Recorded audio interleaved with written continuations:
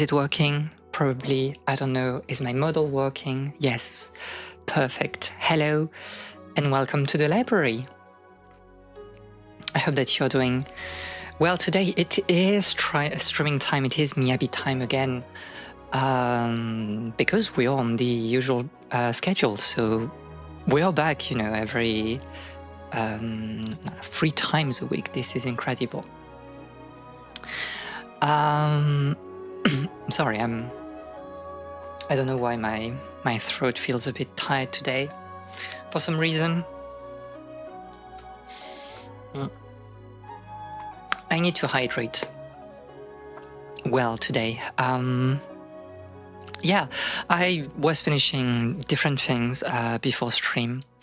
We talked about the fact that there will be the 2.0 model soon, and I was kind of working on that, basically like listing the changes that I want from this particular model. And it's not easy, explaining things and trying to gather references that fit the idea that I have in my mind. But, well, we'll do that tomorrow because we're not streaming tomorrow, so this will be a perfect opportunity to check those all those things that I need to do. I was also working on the stream for Friday, trying to find some information that I want to share during the stream.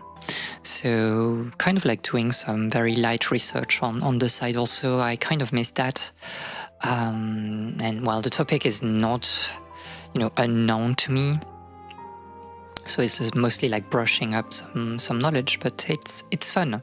And I was also checking some games that I want to play on stream at some point. I started to put in a list some of them, and I don't know. I crave some puzzles again, but I don't want to play like the second Layton game yet. And I saw that in my Steam library, I had like a game called Last Call BBS, which might be known to some people because this is the last Zachtronics game. Normally Zachtronics is, known for programming games and automation games. And Last Call BBS is kind of like their last swan song, where they did put like all the discarded ideas that never went into, one full-fledged game. So there's this game that I've never done from them. I really like Zachtronics, and I want to do that at some point. Probably we will not finish the entire game because it's quite long. I've seen that there's like 5 different modes, I think, and there's like maybe 40 or maybe more puzzles per mode. But this is pretty interesting to me. Because I really love what they were doing. I think my favorite one is probably like Shenzhen IO, where you have to basically program for some electronics to do very specific tasks. And I'm almost like tempted to get back into it on stream, but Shenzhen IO is very close to, not pure programming. It's pretty low level programming, but you just have like basically to work with a few cables and some loops, but it was very interesting. I really enjoyed it a few years ago, I think 5 years ago, something like that. So yeah, puzzle games from Zachtronics. I have also like a game called Replicube, which is a weird like Lua game where you need like basically to shape like, well, shapes and color them while programming in Lua. So that's interesting. I saw again like people talking about Cave Noir, which is a roguelike dungeon crawler. Pretty short bite on the Game Boy, and this is a nice game. I played it when I was a teenager, and I really enjoyed it. So maybe we want to play it at some point, especially because it's not that hard and it's pretty short. And this was like a very interesting roguelikes.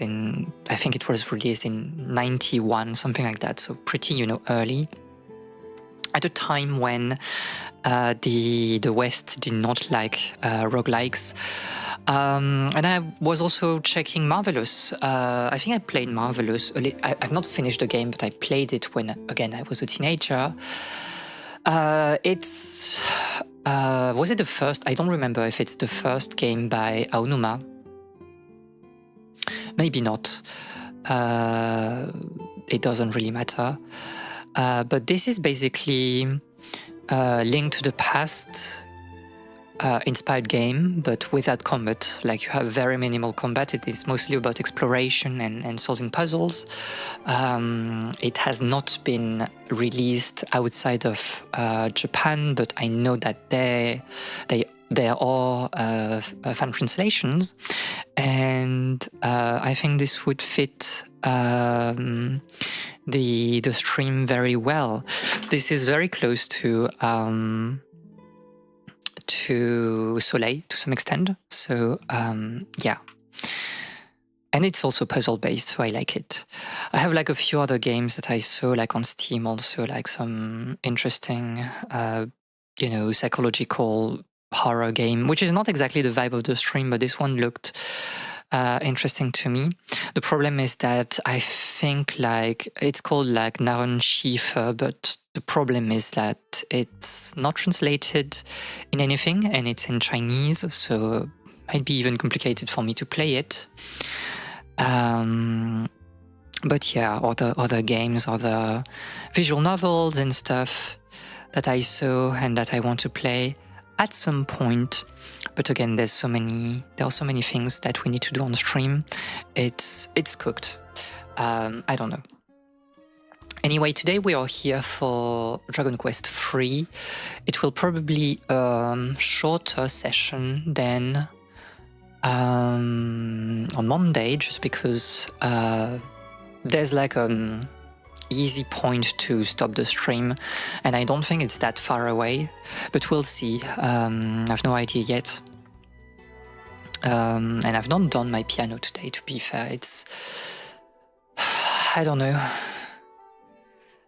Being back like on a streaming schedule, it's like, oh yeah, I remember that I have like so many things to do, and that I need to plan my days like a little bit better.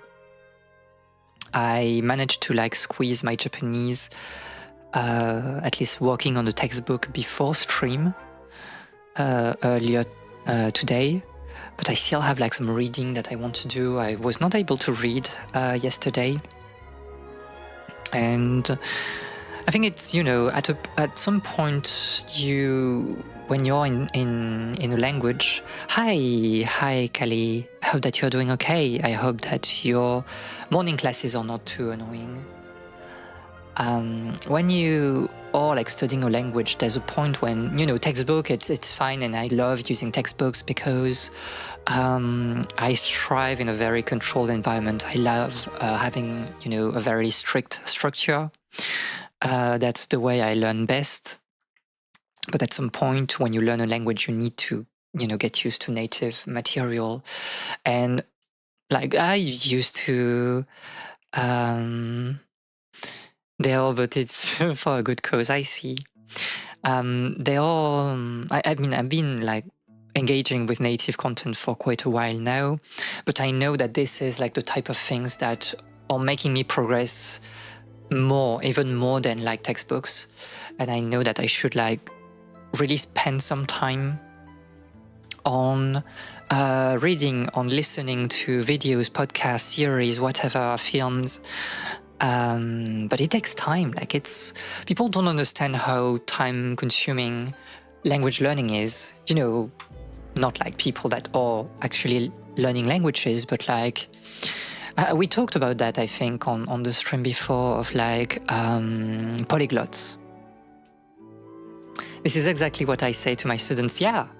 At some point, you need to be immersed in the language, and check things that, English-speaking people are actually engaging with, things that are natural and not, kind of slightly twisted for a textbook.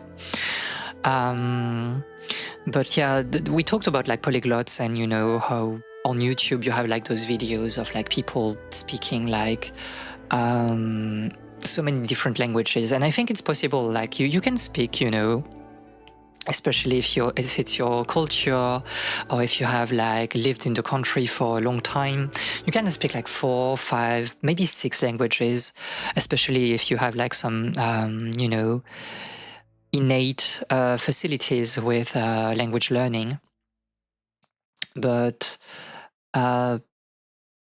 most of it, especially on the internet, is twisted in a way that is very you cannot trust them, is what I mean, because it's easy to rely on set sentences that you have learned, and you're just reciting them, and you pass that as fluency. And it's very, when you have people trying in a video that is maybe 10 minutes long, and they're speaking 20 languages, it's we don't have the time, to check if you're actually fluent, or if you're just reading from a script or reciting something that you have learned beforehand. And I say that because language upkeep, learning, but also keeping your language sharp, it takes time. I think if you're not practicing a language, it will decay naturally, and especially if you have multiple languages in your head. And I don't know, I feel that if I were just to maintain my Japanese, which is not good right now, I've worked a lot, but because it's a language that is very far away from all the languages that I knew before, there's a lot of catch up to do compared to somebody, for example, that is a native Korean or native Chinese person. And the upkeep, I think, would be at least 1 hour per day, just to keep my level, not even to improve. And if you have different languages that are fighting each other, the upkeep, the time for upkeep increases exponentially. And this is a big amount of time that you need to spend just, engaging with the language. And even if you're doing some sort of passive immersion, where you're just, putting, I don't know, your computer, your phone in Japanese, you only check Japanese news, it's still a lot of mental, energy that you are expending towards getting immersed in the language, even if you're not checking, your dictionary every second. So language learning is fun, but it's also hard and painful, but that's also the point. My English is very blunt. Please give me a sharpening stone. I mean, I would say, I would keep using this idea of a sharp language, because I think you can use words in a very, surgical way to convey ideas very with a lot of nuance, which is basically how you really get into fluency, right? Or if you're using European, the European scale of reference, when you get into the C1, C2 territory. Viciously clever, that is a lie. I mean, I think at some point, and because English it's easy to learn English, right? You can be immersed so easily on the internet. And obviously, I learned English when I was a teenager, so it was pretty natural and painless. But I think that a lot of non-native English speakers get like really good at nuances, because English is a foreign language and you learn words that native would not usually use. I mean that like, and it's again no disrespect, but I think like the English language that you usually see spoken, you know, on a daily basis or read on the internet, this is like really poor English. And if you're like a non-native speaker, and you learn English and then you know, try to learn new vocabulary every day or things like that, you will get like a very good understanding of English with a lot of nuances. And especially if you come from a Romance language that will always use, like, you will always rely naturally on the, you know, more sophisticated version of a word, because it's the way you use it like in your native language. Which is why, again, like, you know, French people that actually know how to speak English will use, like, on average, more elaborate English, just because, like, those words are basically the one we use, you know, one for one in French. But yeah. Also, you were not here yesterday when we started talking about that, Kelly, so I'll just say that again. So I've played Clair Obscur. I played through almost the entirety of the first arc. I'm just at the cliffs at the end of the first arc, so I've not done that yet. I need to go back at some point, maybe in the weekend. But I really enjoy it. I don't remember if you were here, but it was really nice. I don't know. I have like nothing, you know, bad to say about the game, which is like pretty surprising for me. Because I'm usually very harsh when I you know, engage with like cultural works in general. So that was like a nice experience. I'm really enjoying it. I'm running a solo mail build with the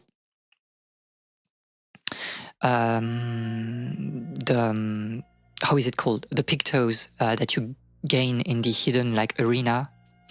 To like get like boosts if you only play with one character, and you know, already in Act 1 mail is crazy. I got like Medallum from the normal arena by beating Ciel, and she's crazy. Like starting in Virtuoso and just like wiping the opposition with like parries. It's so good. It feels so good. And I think like it has been a long time since I felt that adrenaline in a video game by chaining like parries. So yeah, very, very good, Clair Obscur.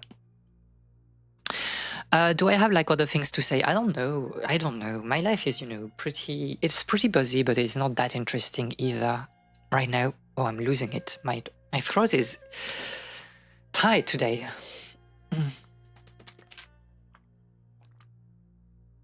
Internet English is peak. I don't know. I mean, it's peak, but like probably British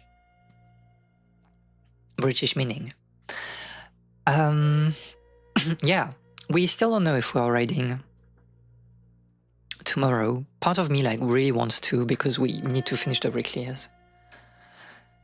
And at the same time, I don't know.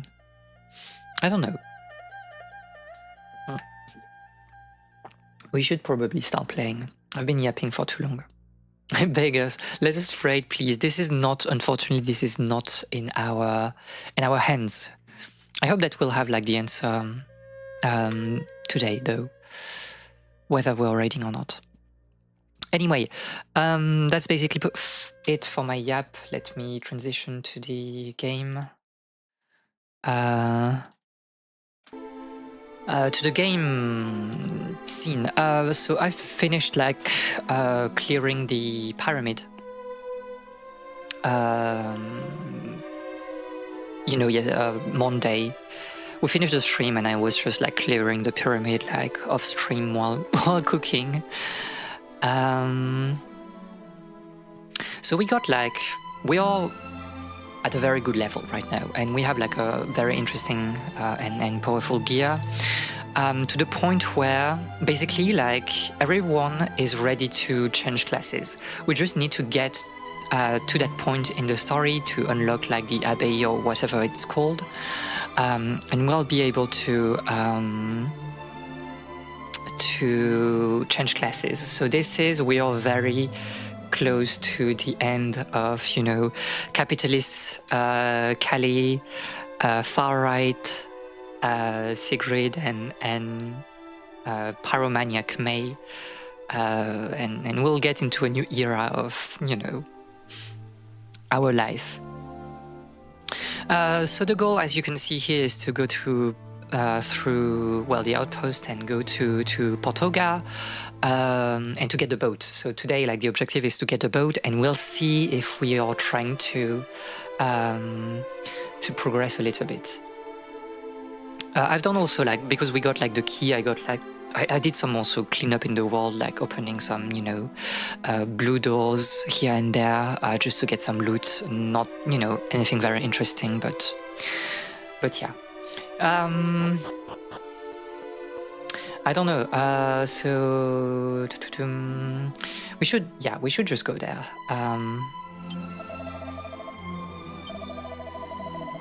We've been forced to restrict who can pass on. Well, anyway, I have the key, so it doesn't really matter. Redemption arcs, indeed.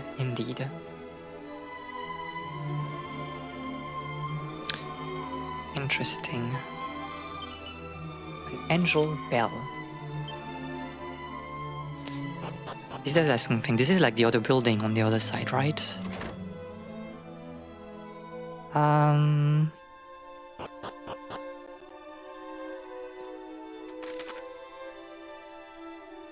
Yeah, okay, but like it doesn't matter. Do I have like things to explore in here? There was also like a door. Oh. See the flag, but this door is just closed, right? Okay, so we'll just continue left, I guess. Interesting. To be fair, I think one of the reasons why I love like Dragon Quest so much is that you have like the overworld themes are so melancholic, and a lot of the tracks in those games as well. And it speaks to my soul. I'm a very melancholic person, probably.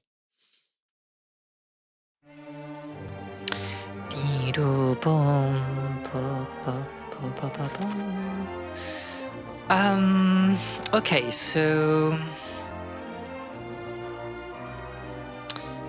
we want to explore a little bit of this.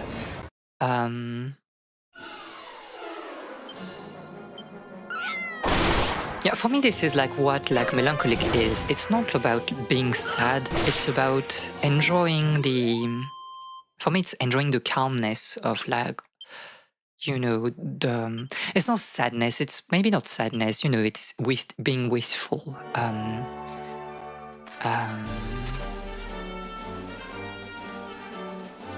it has been like a very, you know, big part of my personality for so long.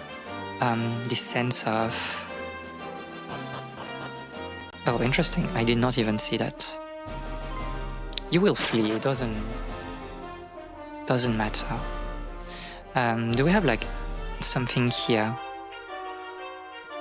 There's a bag. I think like, yeah, life is just a bit more, I enjoy also being, you know, sometimes hopeful and optimistic, although it doesn't happen that often, to be fair. But there's something about the calm of being wistful that really speaks to me.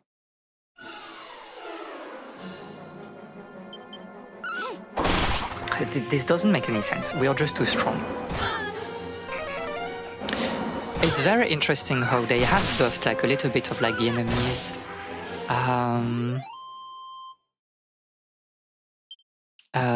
By allowing them to do like two actions in one turn, which is again to offset like the easiest. The fact, for example, that we are killing and gaining like MPs on level up. I think shared melancholy is part of why we are friends. I do think so. Like when we can we talk about that? Do I want to talk about that on stream? Maybe I don't mind. I think like this is really something that appealed to me at first when we met this melancholy, but in a very healthy way, I believe. Congratulations to May. This is a weaker, 4 points in wisdom, to be honest. It's not that bad. And she gets also a lot of, quite some luck, which is good for the class change. Do I have like seeds I can use? To be fair, because we're so close to like the changing like our classes, I think like we should start to bump like Sigrid's strength so she can like hit hard as a monk.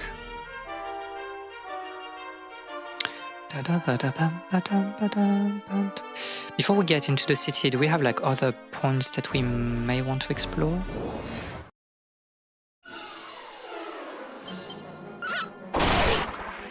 The boomerang is like so good as well. It's crazy. No, I think like in terms of level we'll be like safe for quite a while. And especially because we'll be starting over the leveling.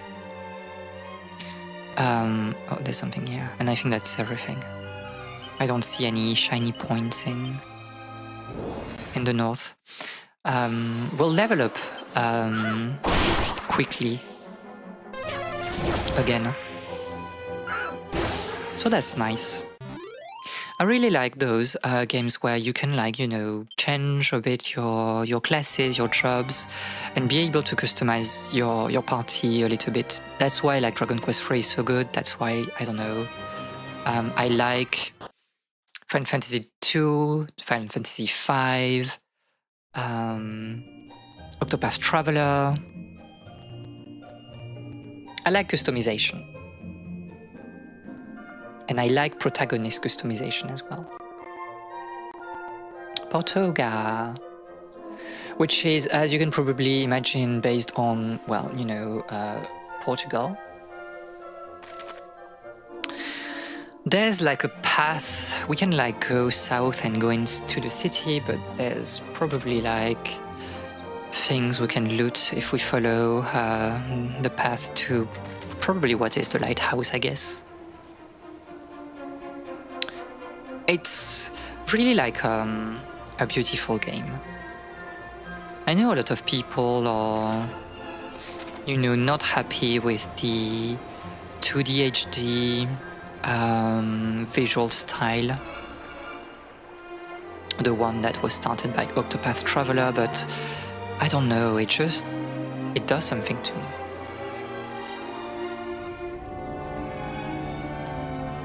There's something here. A care ring. A care ring.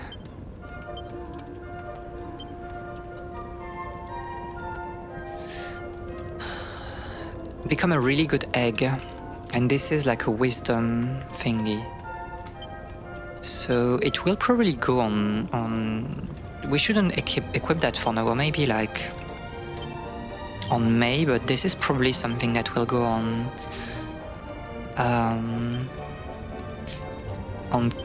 Kali at some point when she will get like the Sage class change. Okay, we can put that at the very least on May for now. Let's explore there, this sort of whatever basement. A mini medal in the pot, and I'm taking that like in front of you. Bem-vindo, child of the Dusa. Stay a while if you please, and I will tell you a tale. there was once a brave warrior and a beautiful young maiden. The two of them, they would stare out to the sea and dream of a world at peace. But seeing this, the arch-fiend Baramos was angered and placed a curse upon the young lovers. Oh, truly, their tale is one of tragedy. Interesting, there's also a book here. The saddest story ever told. I can't remember what it is, like baby shoes for sale, never used. Okay, let's go back into the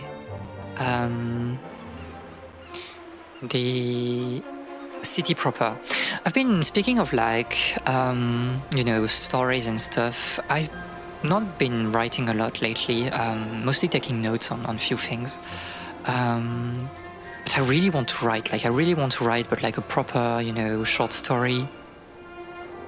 But it's not like an easy thing to do. Like short stories are hard to master, I believe. I was also thinking that one day I want to make a game. I had like a project for a game, to be fair.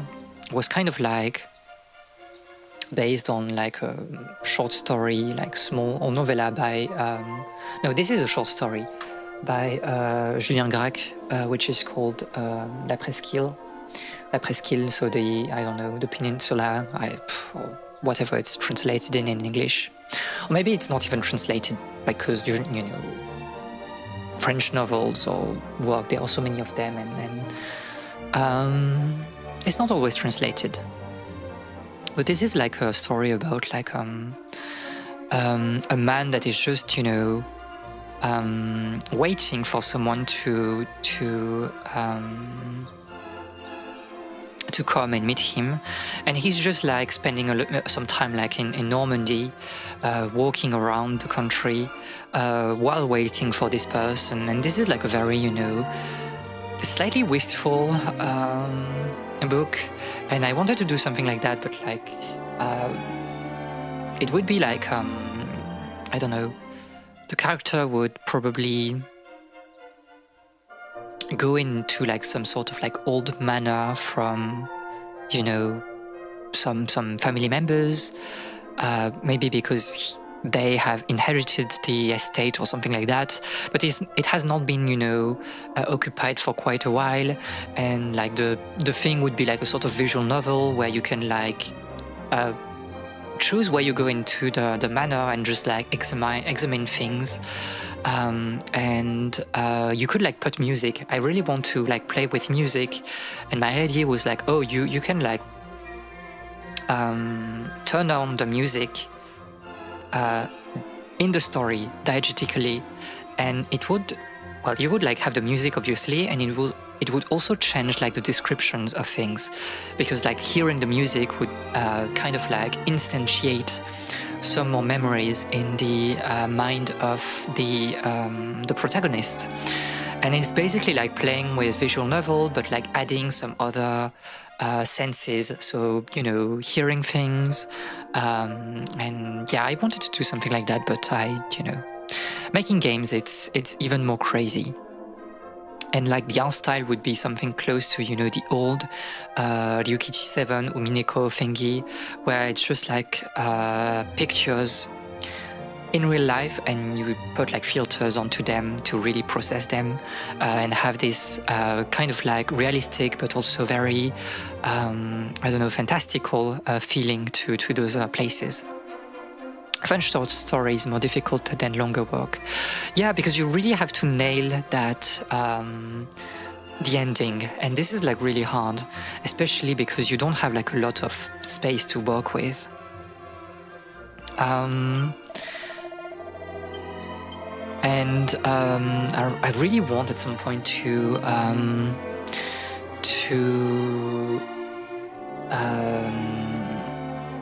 sorry, I'm a bit cooked. To make a detective game. My best friend is like, and me as well, I guess, but he's very into like detective fiction. And I think like, I want to dabble into that at some point. I want to write like some detective fiction. especially because I think I have matured to the point where the puzzle is not what I search, and I'm just here for, the social aspect of detective fiction. Because again, a crime is a rupture of the social contract, and it's a good opportunity for the detective to check what is not going, what is how can I say that, dysfunctioning in society, and it's, I don't know, the way, you have QED, Keiko Higashino, this social school of detective fiction, and I really want to write something about it at some point. But I have not had the, revelation of a story in my dreams, so it will wait for now. Okay, that's, yeah.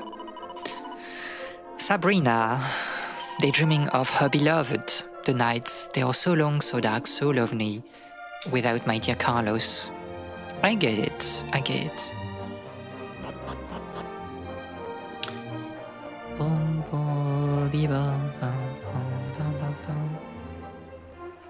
We can save here also. We'll save after when we're on the verge of leaving the town. Well, I guess let's go here. There's this door we can open. Oh, am I getting into the backyard or something like this? Yes. There has to be something here, right? A mini medal. It's funny how they really try to push you to explore very thoroughly every places. I mean, again, you don't have you don't have to really engage with mini medals, but I think it's good too because the items are pretty good. Not necessary, but pretty good.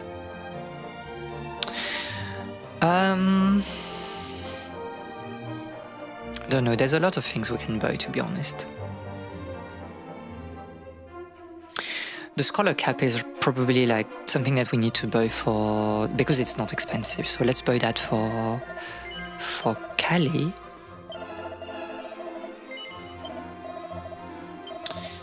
And you can equip that right away, yes. That's probably it for now. So we'll check the weapons and armor.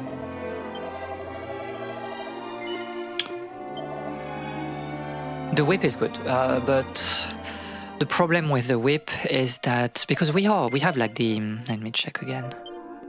Yeah, the boomerang is good because it cleaves everyone on the field. This is the boomerang has always been the best weapon in Dragon Quest games, and I think that you cannot justify going for the whip and only cleaving one group of monsters. You really need the massive cleave. Same thing for the axe. I think, well, first Kelly will change class at some point, but again, I think it's not worth it. The light shield, I think it's something that we need to buy, probably. When we did the pyramid, I was taking a lot of damage compared to the others for a reason that I cannot, really understand. So we might want to buy the full plate for myself. I can equip that. Plus 10 is crazy.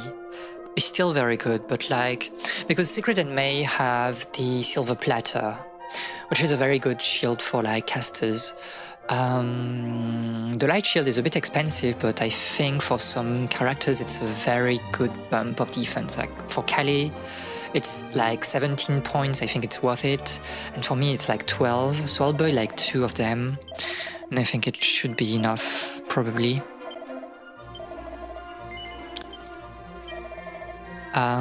So light again.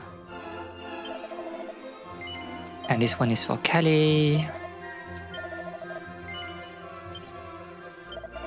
Okay, we're good. We don't need to sell anything right now. So this is good. Do we have like things in here? What? Yeah, there's something. A sparring suit. Probably good for... I don't know. Maybe it's not that good, but...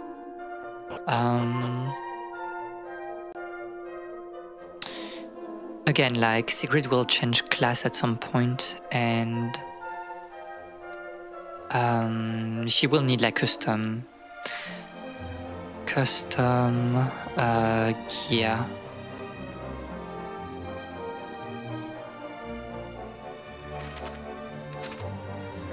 I don't know. Let's see if there's something interesting in here. A special medicine. Yeah. Here's a place where young couples do tarry. Though some will not last, still yet others will marry. There once were two lovers who came almost daily, where no, or those faces that smiled then so gaily. I don't know, I don't think it's good verses, good poetry, but you know, it's okay. Not everybody can write poetry. Poetry is hard. Poetry is probably the hardest of like all the genres, I believe. Which is also why you have like very bad poetry, to be honest.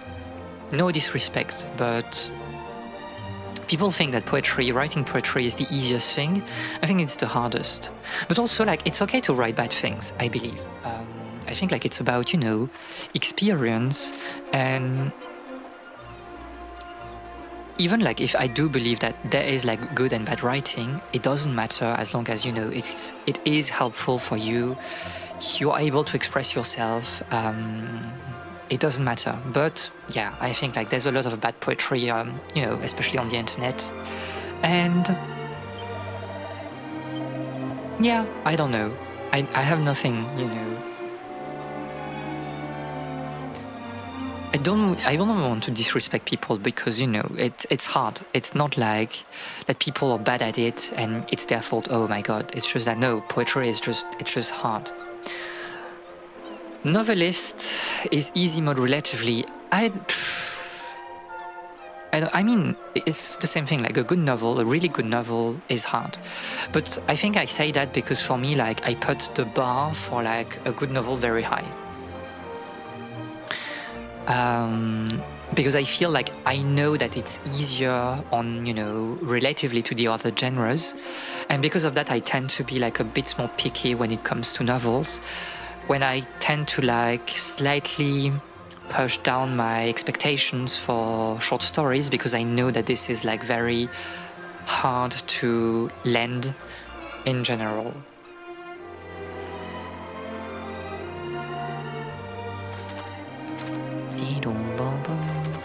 Do we have anything like of value in those peers? I don't know. But yeah, writing and art, this is hard. And again, we talked about that, about like skills and stuff, but I think like yeah, this is the castle. Let's explore like the sides first. We talked about like the back and forth between, you know, technique and then like sensibility. And I think this is especially the case with manual skills, artistic skills, so like drawing, music, playing music. But I think it's also the case with like writing. At some point, like I think people do not do enough like writing exercises. This is something that that is, I believe, a bit underrated, like stylistic exercises, because this is what will help you like progress. Like you need like some, you know, set, and it doesn't matter if, you know, you do like a stylistic exercises and then you use that like in one of your you know, real writing later on. You can like plagiarize yourself. I think it's okay. don't worry about like the water that feels like it's electrified. Or is it electrified? Is it something like in the game, or is it my version bugging out? I don't know. Wait, I want to... Yeah, it's on the right side.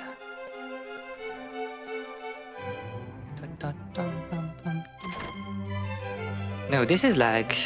I don't know, can we walk onto that?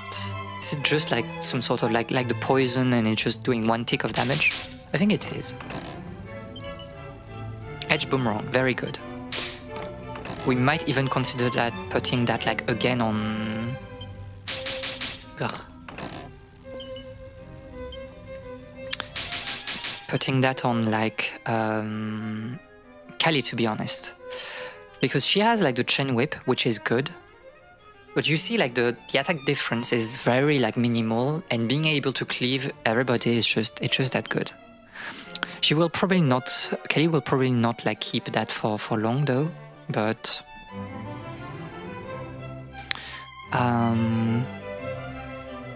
it's a good upgrade for now.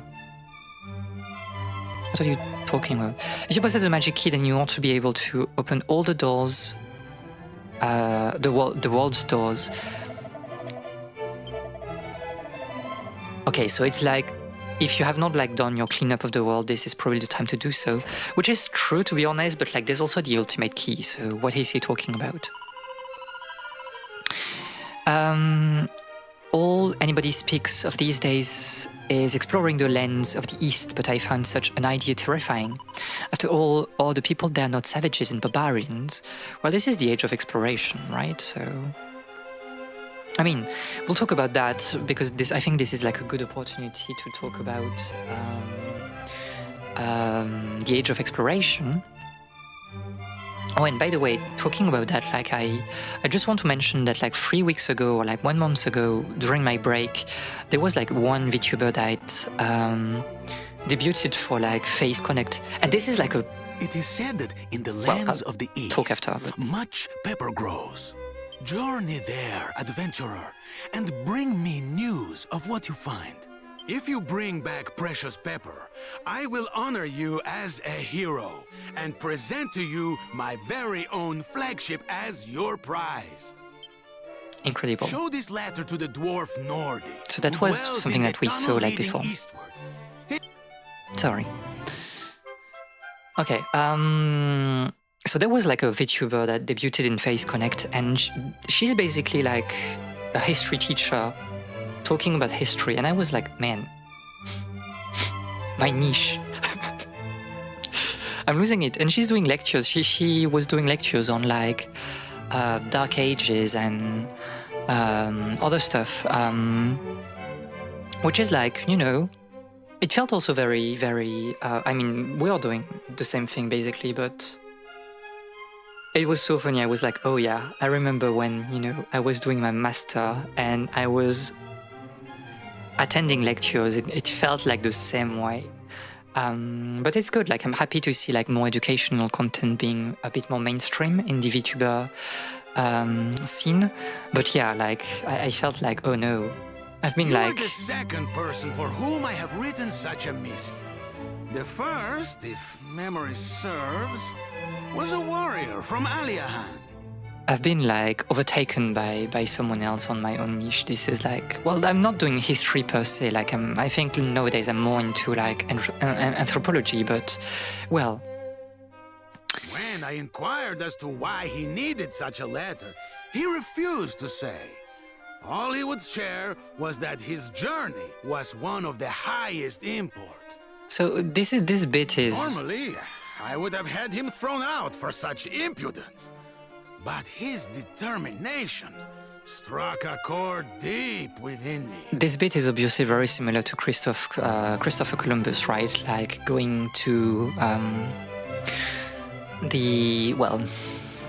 because in this game, I think people know that there are lands to the east, but back then it was going to the west, right? To get to India.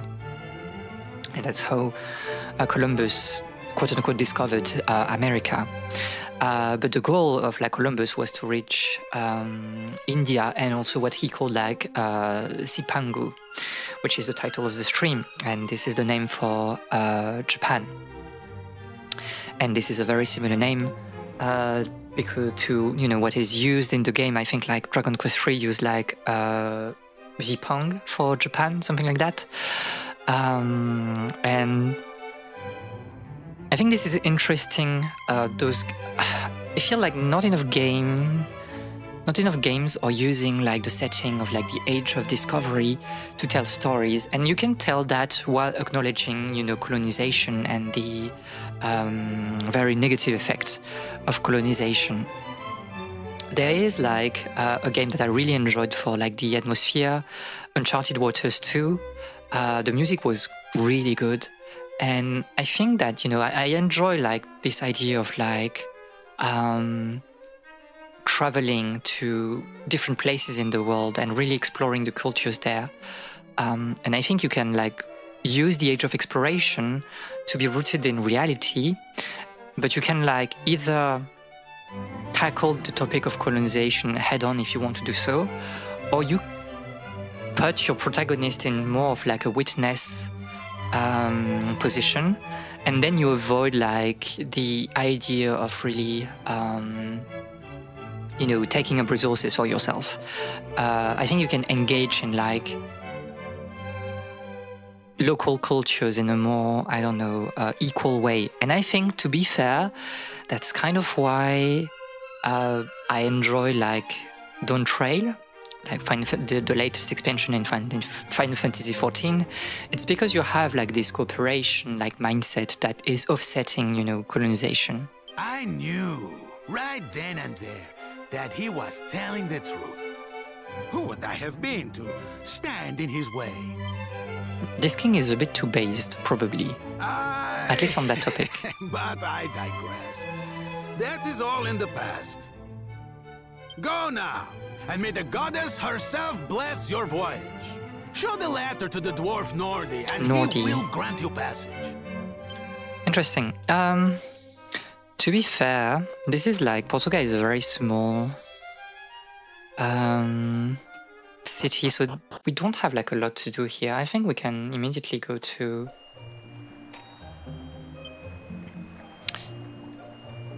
okay, let's rest first in the inn, but then we can like immediately go to the cave, and we have normally the teleport to the cave because this is not here. Because we have been exploring that earlier, if you remember last stream.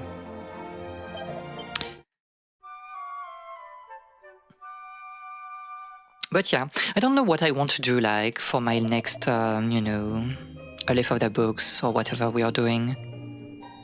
I don't have like a topic I really want to explore right now. I don't know. I need to think about this. What am I searching for? Yeah, Zoom. I don't remember in the previous version, like the advanced version, you could like teleport to all the locations, or if it only was the cities.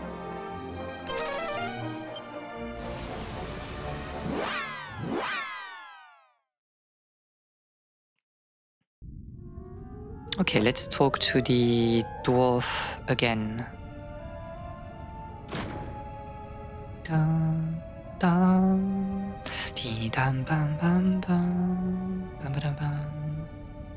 Hello. I'm Nordi, the dwarf. What do you want with me, girl? If you've no business here, clear off. Clear off. Yeah, I have like royal missive. This epistle. Again, very funny because it's the same thing. Like of course, like in French, you also have lettre for letter, but nobody in English would use like epistle. I think maybe like because like in French, when obviously we were like talking about like books or novels that are using like this letter format, we use like epistolaire. And I guess like epistolary also exists in English, but is it also in English like what you would say like naturally? to talk about like this particular genre of writing that is based on letters. Because epistle, nobody in English would use that, I think, outside of, literary context. But at least I guess it's the same in France, to be honest. Like, you would only use like epistolary as an adjective, but not like the noun variant. I don't know what I'm talking about.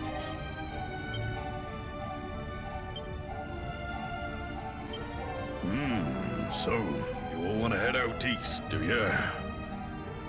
East. Well, since it's my royal appointment, and he asked so very nicely. It's like I'm lost. The east wind is blowing. Was that I think it's a Sherlock Holmes bit. I can't remember. All right, follow me. I can't remember. Epistolary novels are a thing, but that's the only time I've seen the word like epistle. Wait there a second. Because yeah, in modern context, because obviously it comes from Romance language, and it's the same situation where English kind of like veers off or like steers away from Romance language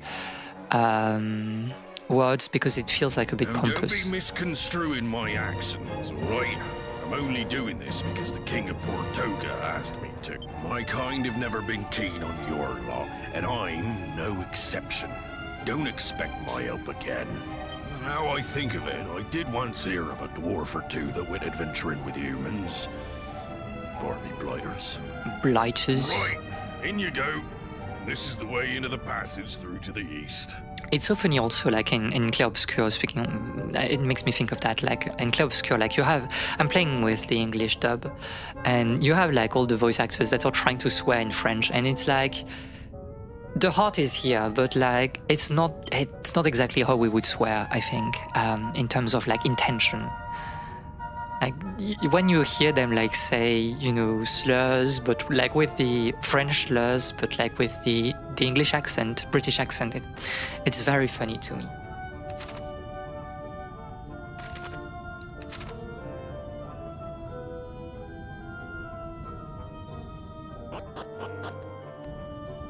And no, I won't swear in French right now. This is not this type of stream, sorry.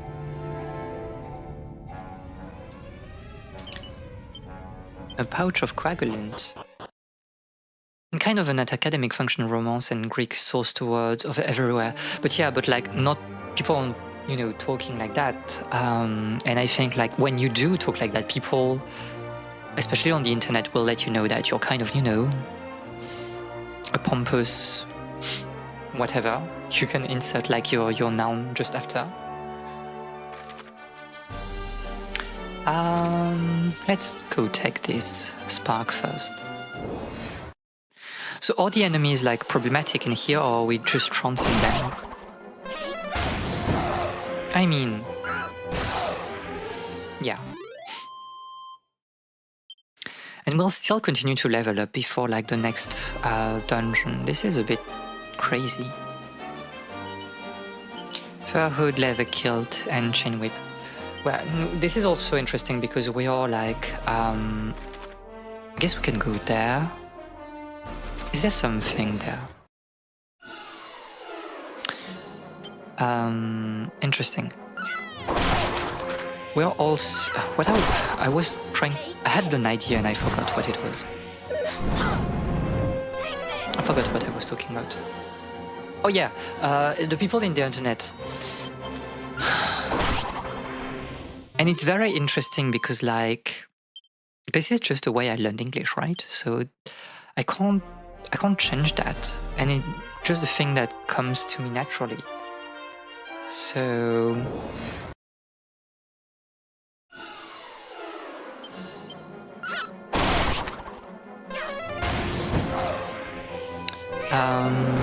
yeah, sometimes it's a bit,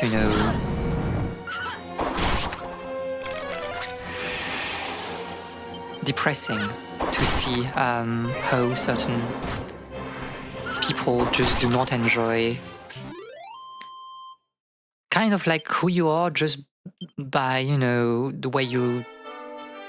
It's not even like, I'm not trying to be... I mean, I know that, you know, I am a certain type of person. I can't deny that. This is fine. I have accepted my personality. But I'm not trying to be pompous. I really try to, you know, be as open-minded as I can. But yeah.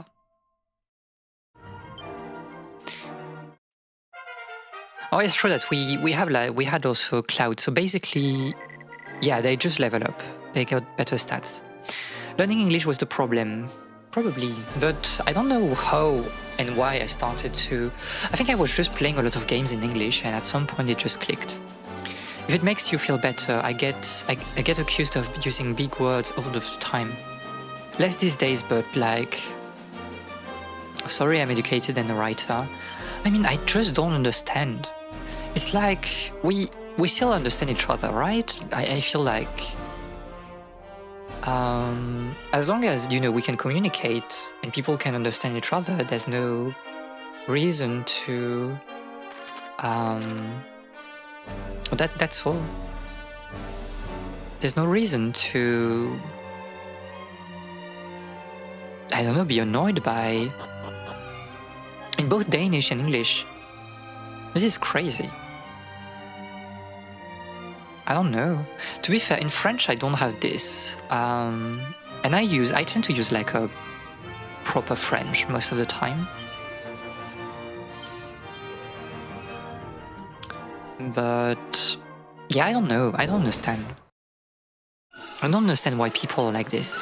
It's like, I really, you know, have no problem with people, you know, using slang or whatever, and I think it's cool because it, I don't know, I like the moe gap of me hanging out with people using slang, and you know, we all speak in our own manner, but then you have the reverse problem of if you speak like in a, I don't know, quote unquote like educated like manner, then people are not happy.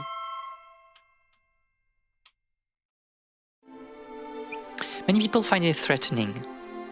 It makes them feel stupid if they are native speakers and they don't understand. I mean, I don't know.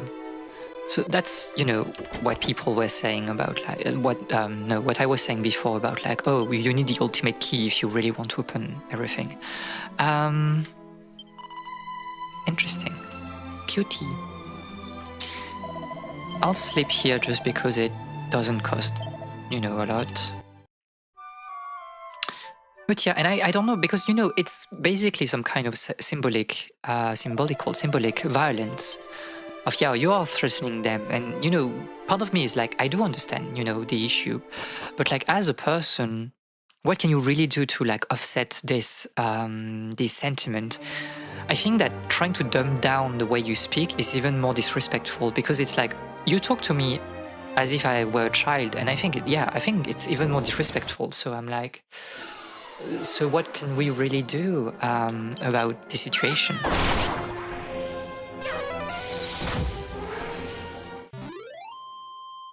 Even my partner goes, can you say that again, but in Danish? When you're speaking Danish, right? I mean, I don't know if you speak, you know, anything else than Danish with your partner, but... Oh, there was... When, yeah, and I mean, it's like... Again, what can you do as a person while not sounding disrespectful? Because you're... Again, I think dumbing down your speech is like... Yeah, like you're not better than a kid. So obviously, like when you're, I don't know, talking about like very specific topics and you're using like, you know, specific language from this particular discipline, it can be like academic speech, it can be like your hobby or whatever, yes, you need like to change the way you speak, because this is like there's a gap of, you know, knowledge within that particular skill. But in the daily life, it's like, well, I don't know.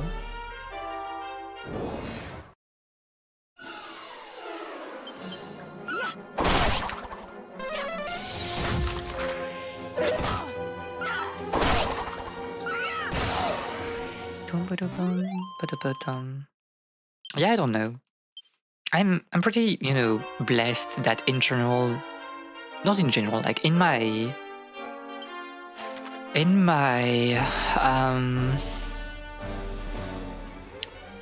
life, in my, you know, circle of friends, nobody is, you know, bothered, let's say, by the way I talk or write. But also because I think it's also part of my quirk. I think like people have accepted that I'm just like this. This is also the same thing with the way I write. I mean, you've seen how I write, you know, on the internet. I try to write like proper English or French or whatever language I'm typing in, and I know that it can feel cold, and that's why I try to put emotes, or I try to put things that offset like this coldness. But also, like, I'm happy that, you know, it has been accepted by most people. But again, because this is part of my character, this is like, oh, she's like, you know, she's stately. And I will say I take pride in my stateliness. I think I try to be like, well, stately it's not the same thing. Let's say refined. Because I think stately, it's also like professional in a way that may feel a bit cold.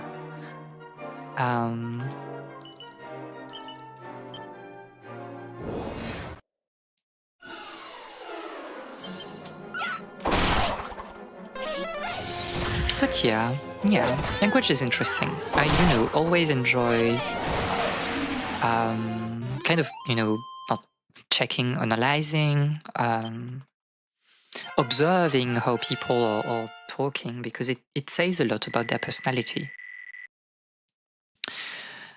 This is a good level up. This is a good level up. I'm pretty happy with that.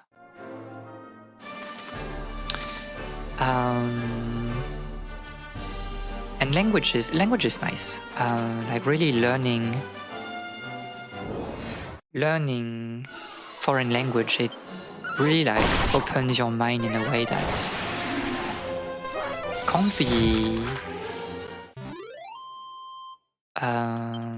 overstated, I think. My approach to follow genres, conventions, right and wrong, is contextual. What do you mean by genres? Like grammatical? No, because that's gender.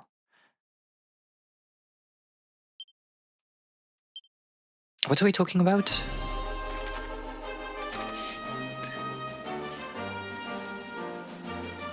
Oh, there's a spot here.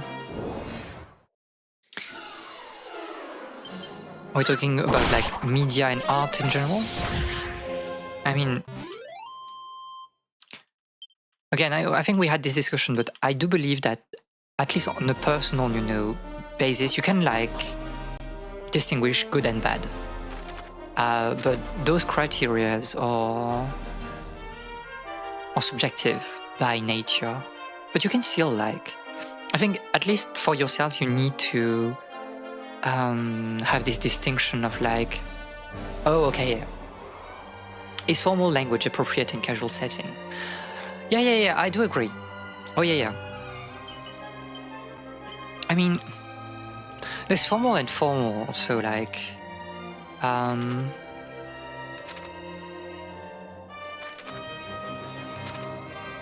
I think you can be the difference between text message or academic article. I think you can be like formal. There's like the formality, you know, with strangers in a professional setting or in the academia, whatever.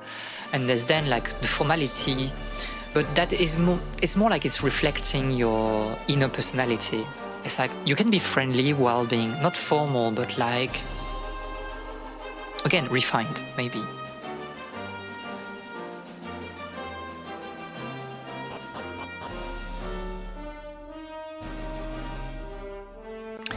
Probably want to, because anyway we're just going south at this point, so let's explore the lake first.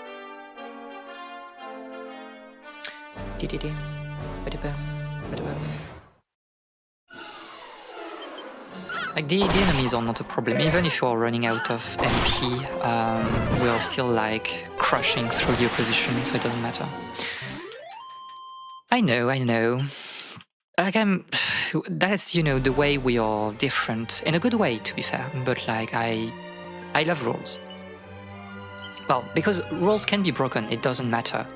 But I like structuring my life. I need structure in my life. What do I want to do? Because the city is probably the one like here, so I may want to explore like the west side with the desert first.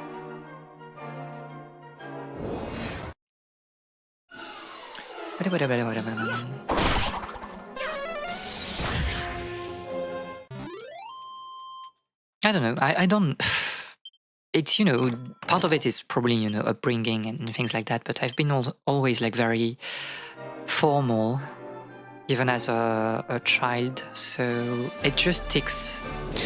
And, you know, there's nothing wrong with it, but there's also like nothing I can really do about it. It's just part of my core personality. Are we getting so over-leveled that the enemies are starting to flee like every encounters? I mean, it makes my life easier, like I can just focus on yapping, so I'm fine with that. Oh, we can't reach this point yet. But yeah, and you know, also there's the thing where, again, no disrespect, but I'll just check. I have like a Discord message. Let me check that before continuing with my bit. It's probably not important. And I have another message. Okay, it doesn't matter for now.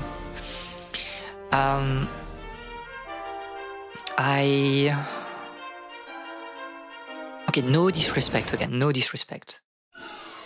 But I feel like if you're formal, it's easier to go like informal.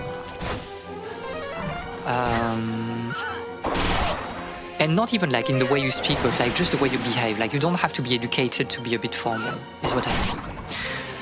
But I think like being formal is a good basis for me. That's the way I see things, so you can disagree with it. But it's good to be formal at first, because then you can like adapt yourself to be like informal when you feel like you have the opportunity to do so with, you know, certain contexts or certain people. But if you're like always like informal in your life, I tend to be like a little bit like, you know, not bothered, but like put off by that, because I'm like, oh, so you can never be like formal and serious when, you know, you need to. And again, interesting, is the game crashing?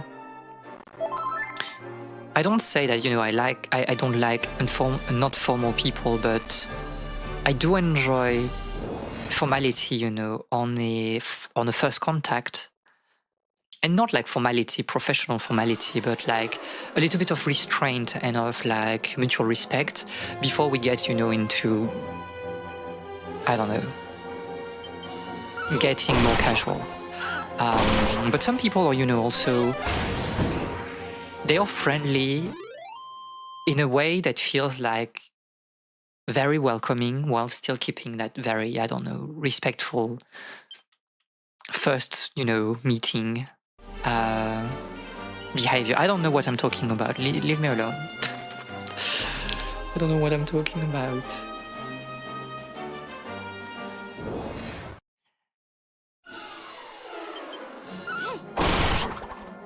You can be like, but then it's not formality, it's just respect. I think it's just a matter of respect. People are disrespectful in this society. Like, so many people don't say, you go to like convenience stores and things like that. People don't say, hello to the staff or it's crazy. People are crazy. What is this society?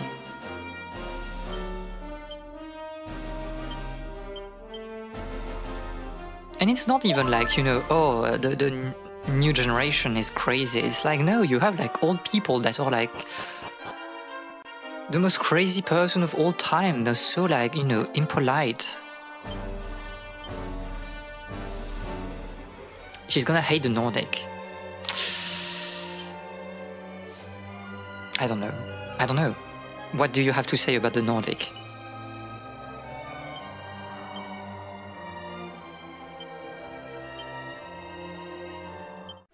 There's a lot of very good like gear on this.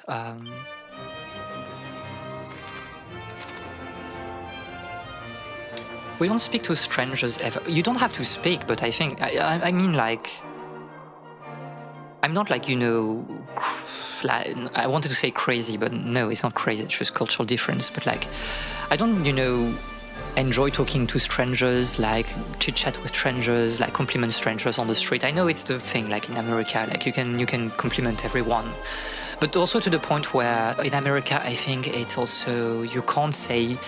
You need to always be very positive about people, and there's this really distrust of like honesty. But like also kind of wrapped in friendliness and cheerfulness, which is very different from the Asian way of like baking,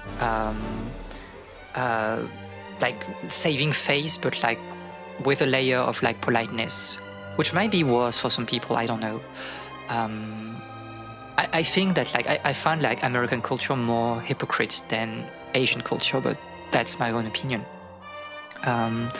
But like not talking to stranger, I think it's okay. But like you can say hello and thank you, Or is it like too much even like for Nordic people? Like you go like to your convenience stores and you don't say like anything to the staff? Is this like the baseline for Nordic people?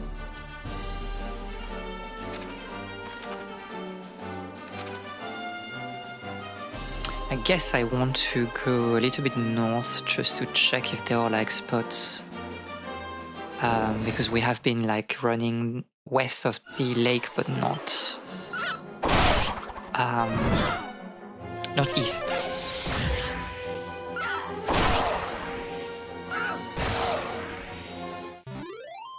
You can say thank you and have a good day, but this is not like it. It's not like it happens every time. Not even close to it. I don't know. I mean, I do, it's like, it's your culture. It's like, I can't say anything, but like, I don't think it's based. But yeah, but I have the same opinion about Japan, to be honest. Like in Japan, you don't say anything. Like the staff is very friendly to you.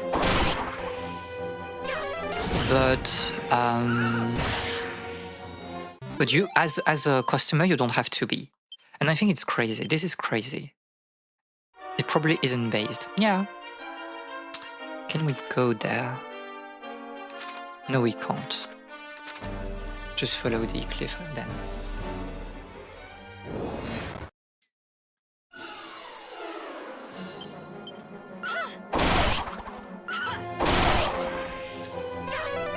Like obviously we are used to different things, because it's our culture, but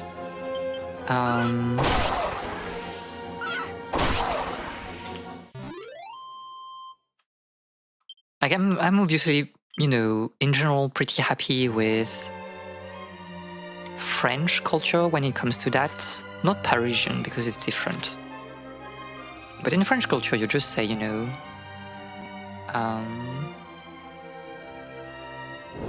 we're missing something. We have not explored the southern part of this region.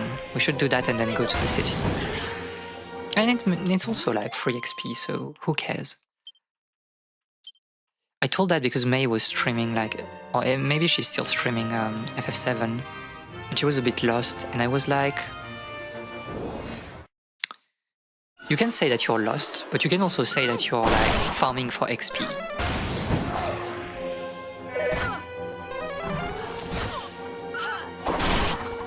And to be fair, that's why I do enjoy like doing the full exploration in like RPGs. That's why I did like the full exploration for the I can't say that. For the sea in Xenoblade Chronicles 3. Because yeah, it takes a lot of time, but it's also like, oh, there's something here.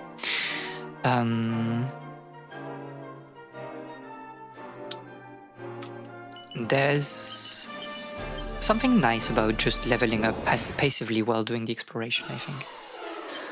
Okay, so we'll follow the south coast and then we'll just go to the city, and we need to rest. Also, I don't know, my voice feels like it's kind of like relaxing a little bit. So I guess like my throat was just like not tired in a way that I've talked too much, but like tired because like the way you're tired after waking up, probably. Which is like fair because I've not been talking a lot this morning, so interesting. Like they are hurting a little bit with their spells.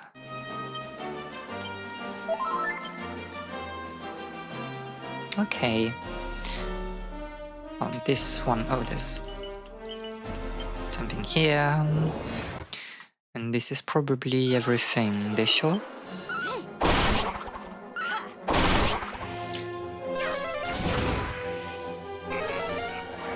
Also, Sigrid has a very good. I don't know why the AI is making Sigrid use like spells right now, because she has a very good weapon and she doesn't need to use spells. Like, I think it's like the Holy Spear, Holy Lance, or whatever. I looted that in the pyramid, and it's really good on single target. And also, like, I've been like doing like I told like the other day that there are some things that we could have done in the pyramid. There was like a long section of like opening like sarcophagus that are cursed and well, whatever in the basement. And we got also like golden clothes that are very good. So that will go on like on Sigrid when she will do the class swap. Gopal, please. You must be calming yourself. You must be calming yourself.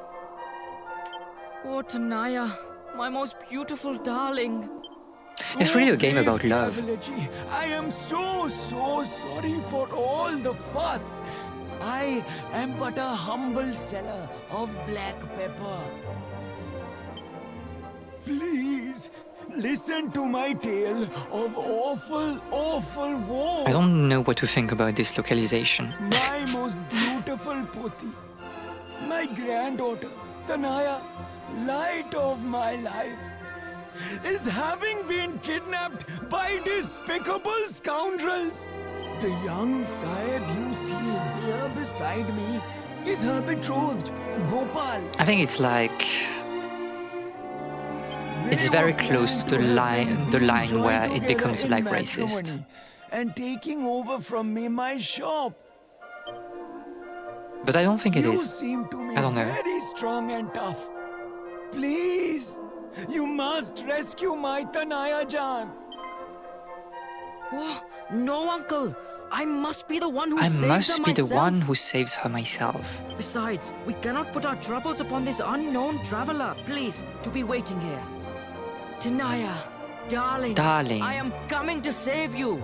I love darling as a word. I think it's sweet. Gopal! Acha, If Gopal is Acha. being captured also, then whatever am I to do? Interesting.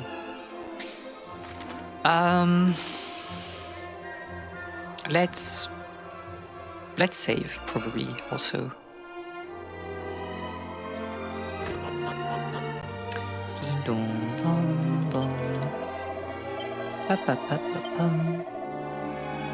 This is really a game that makes you like travel a lot, and I do enjoy that. That's why also I enjoy like Clair Obscur. It's really like, okay, we have like different regions. It's so different.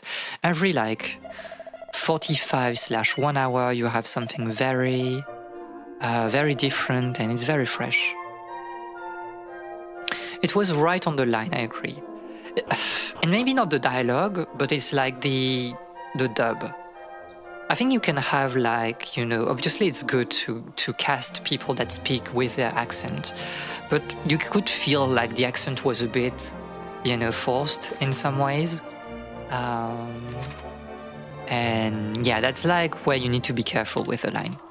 But also like I do like it to some extent, because there has been like such homogenization of like dubs, where we are casting like people from Europe or English-speaking people that have an accent, and we tell them, oh no, you need to like speak in American English because people can't handle like accents, and it's like this is the worst thing of all time.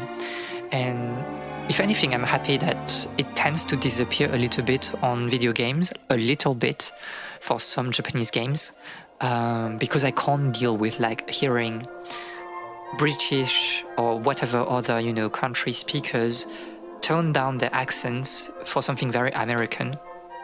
I think that was like one thing I really did not enjoy about like Star Rail. It's like Aglaia is a character that I really like, and she has like a beautiful British accent, and it matches her personality a lot. And that's what you hear in the trailer where when Enforus was introduced for the first time, and then you hear her in game. And I just heard like from videos because I play in Chinese, but like in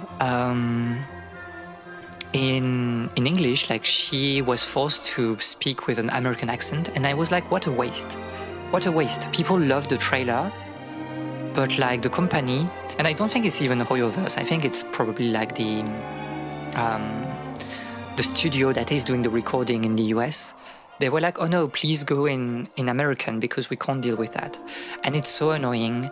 But I think like she reversed to British accent at some point, especially when she's speaking a bit more slowly. And in Genshin, it's the same thing. Like you have like a British VA for Escoffier. And I think like the British accent fits her very well. And it slips sometimes, but then she's forced to use an American accent that is so generic. I hate that. I love the Icelandic accents from 14. I do agree. I think this is a good part of what makes, you know, a dub a bit special and iconic. It's to have like this diversity. That's why I enjoyed like Xenoblade so much. It's because, well, this is a British Isles-centric dub, and this is good. This is just good.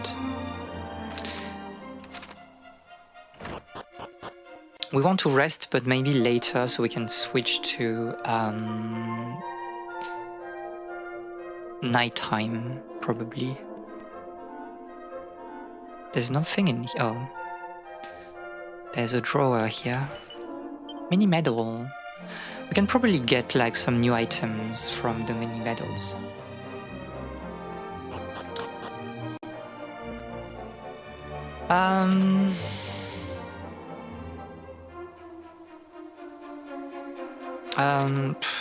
Yeah, let's do just a cursory look of the city, and then we can buy some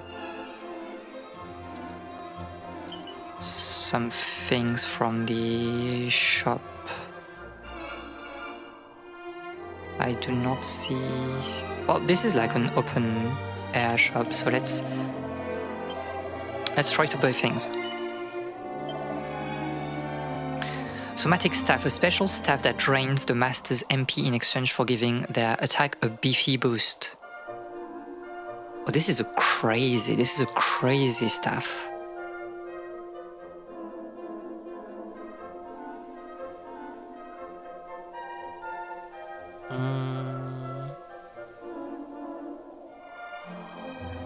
I don't know.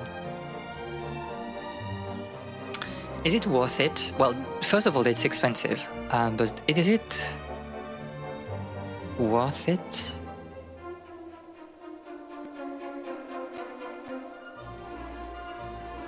For giving their attack a beefy boost. So we can see that this is like a crazy damage diff. I don't know. Seizable Caesars is probably one single target, so maybe not that interesting. Staff of Sentencing, probably two. I mean, this is an AoE attack, but too expensive for the attack boost, probably.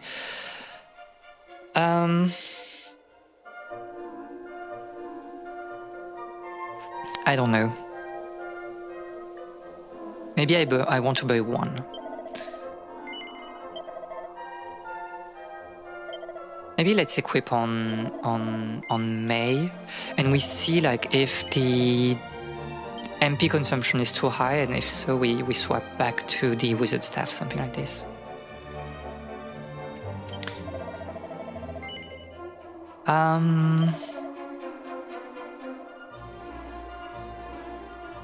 Okay, we don't have like a lot of interesting thing. We might want to stock back on herbs though, because they are really not expensive for their efficiency. Okay.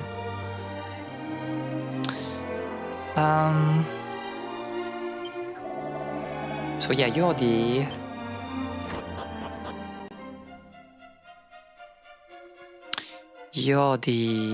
man from the quest. Do we have something in here? Wayfarer's clothes. Interesting, but this is like, you know, beginning of the game.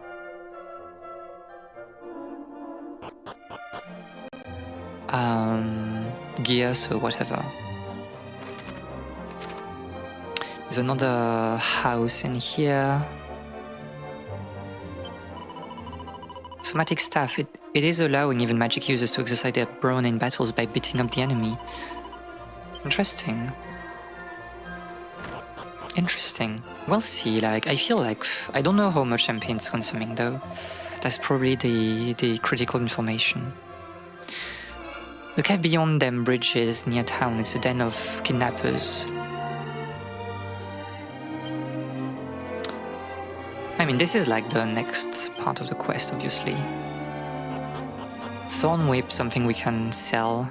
I don't want to sell things immediately because it serves also as a buffer for money if we really need to.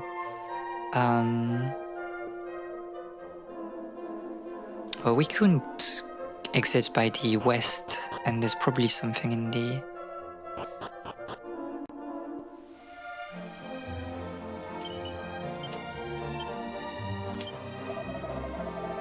Plenty of dangers. The somatic staff. Oh yeah, I see. Because when like magic is not allowed, then you still have like an option for like the casters to be able to... Okay, and anyway, you'll be like casting, so... I see the vision. I think I see the vision.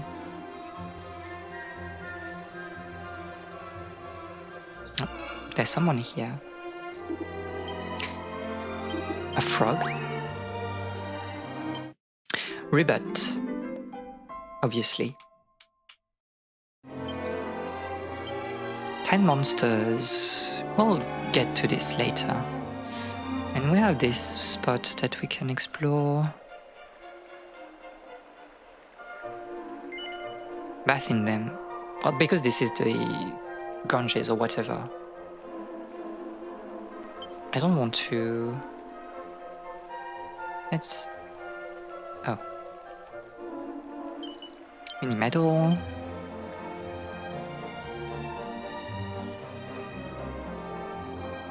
Okay, nothing more in here probably. Let's talk to the people and before like we interact with it. The bouncing baby child I have longed for since so long ago. Yeah. I mean, I get it. Again, this is like the thing that is like a nice, cultural touch, I think.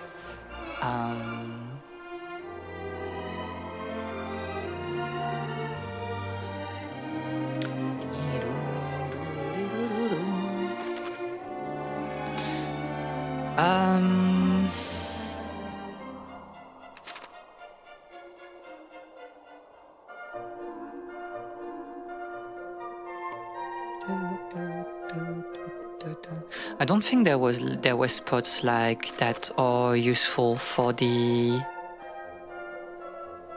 we can explore during the night is what I mean. So we'll just like swap to, well, not swap, but like sleep overnight, and then we can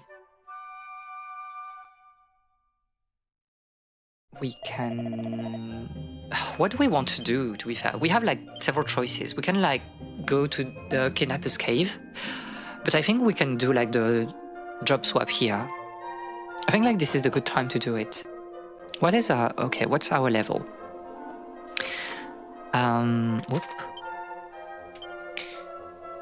So Kelly will swap, but after a dungeon later, so there's nothing we can do. But I don't know. Let me check, because I took notes for when I wanted to do the swap, because I'm a bit crazy in my head and I was already like optimizing things.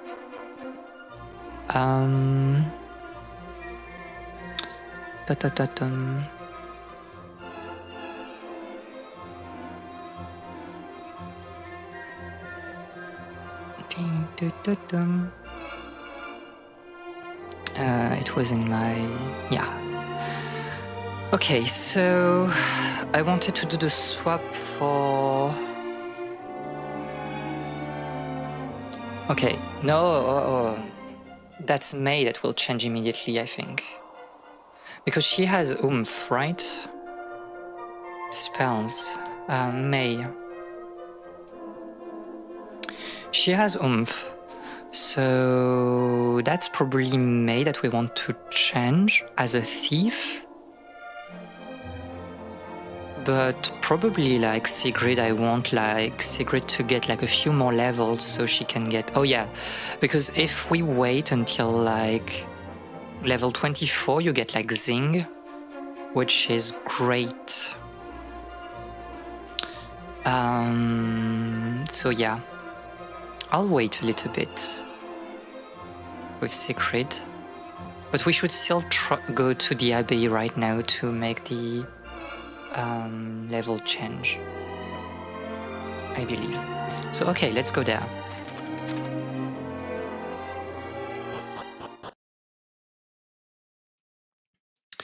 So the Abbey is somewhere like on the...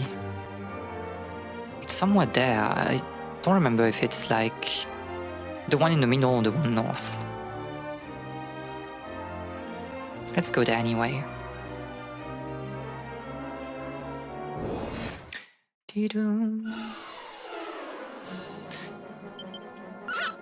Well, I need to put like Sigrid in like not use MP also. Because Sigrid doesn't have like that much... Okay, I see. Well, I think it's acceptable if we rest pretty often. In terms of, I mean, like, May using attacks and, like, it's expanding, like, MPs. I think it's still alright, but...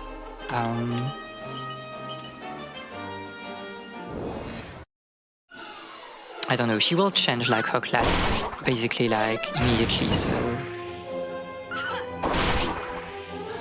Again, I forgot to change the AI pattern. I mean, we're getting close to level 24, so it's not bad. Oh, and May is also grinding. But I don't think May will be able to get like a new... I want to do the swap immediately. I don't want to wait for another, you know, interesting spell, because I think it's like way later.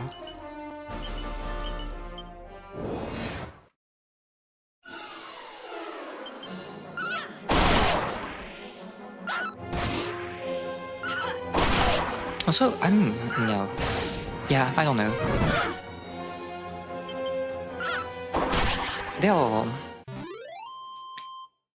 I was thinking about like Monster Wrangler and the fact that we will never interact with this class, and that we're kind of missing some of the game by not...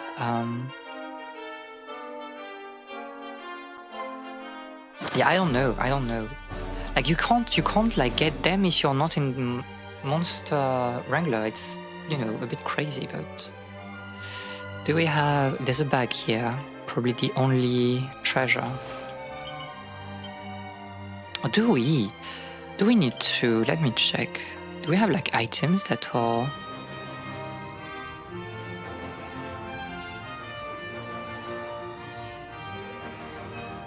To lure monster. Wait, is it the way you're... If you don't have like... Sadly, I have to get up early. Take care, everyone. Yeah.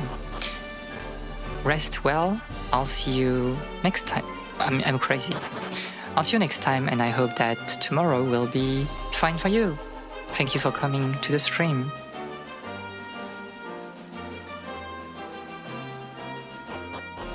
So again, is Monster Wrangler... no, I mean, is Lure the item that you use?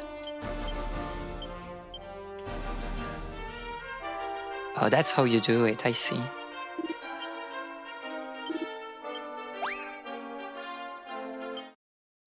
Edgar. Edgar? Raven? Edgar Allan Poe? I don't know. Is it the joke?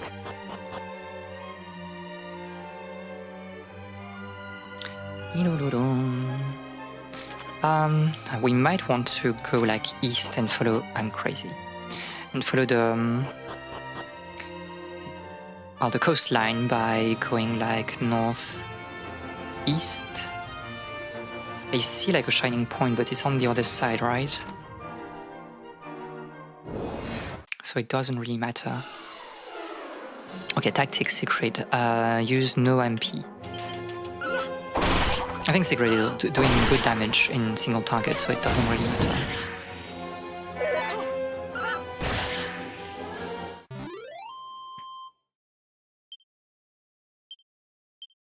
Interesting. Okay, is there something on the tip of this peninsula? There is. I've seen that just before we entered combat. Also, yeah, I've put like an item on myself that is making me go first every time, because I got like a massive boost in agility. Divine daggers. Okay.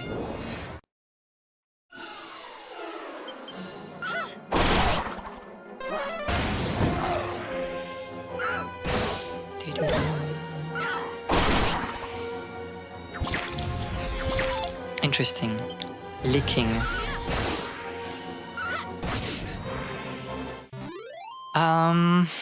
Yeah, I'm thinking also like, because... Okay, let's follow the road for now. Not the road, but like the peninsula. And I don't want to do like the cave immediately, but... Yeah, I don't want to do the cave immediately because I think I want to change immediately May so that she can start like leveling in her new class. But we need to, I think, still get we should enter like the cave, I think, just to get the teleport, is what I mean. Maybe, probably. So that's in here, right? Or am I crazy? I feel like the random encounter rate in this particular area is slightly like higher than...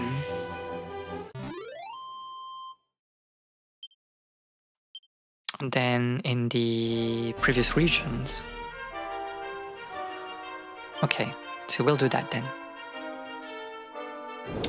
I'll just enter and then we continue north.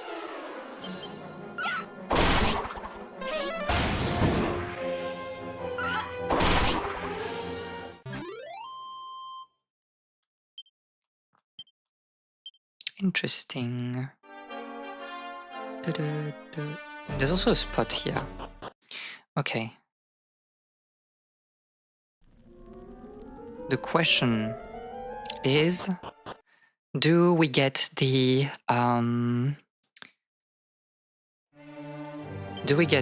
zoom on here or not? Yes, we did. Perfect. So we'll go there.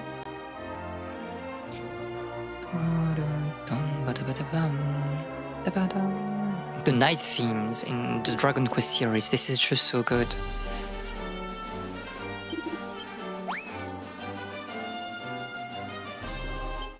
Mush, well, it's self-explanatory, I believe.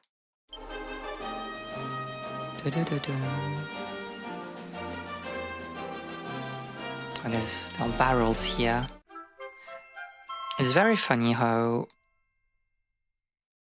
One thing I don't like about modern games is this, and I mean like the games that are trying to be realistic, it's that you don't see anything. Like when it's dark, it's really dark and it makes like the visibility very poor. But I think that Dragon Quest III, the remake, is handling like darkness well. It's like, oh, it's the night. Yes, visibility is a bit poor, but you can see things. You can still see things, and I think it serves like also the mood, the atmosphere of the game. So yeah, I'm really happy with the way they are handling the art style for this remake. It makes things very vivid, like in a way that is still very close to what I imagined back then. So yeah, this is a good level up.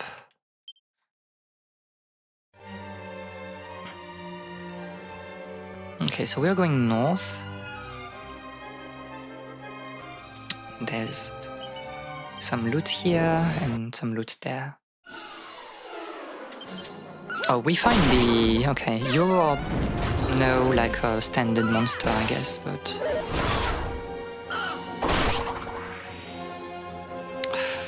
No, I think we'll kill you, like... Yeah. Do we need to heal Callie then?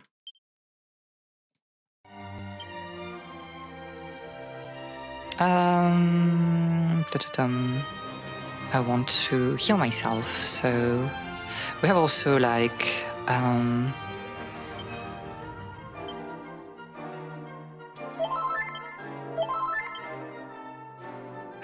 seeds to use, but I want to use them after we do the change, the class change. Iron lance, bronze knives, only things that are that we can sell. Like, this is not good gear, but of course it's not good gear. It's literally like standing on the other wall, not even in your chest.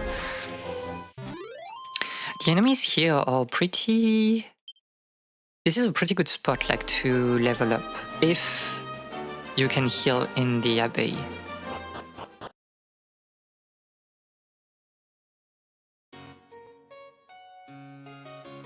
Oh, very, very, very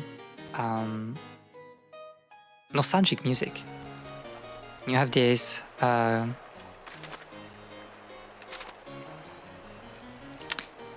clavecin tune that is very, very nice. Okay. A throwing stick imbued with the wind energy.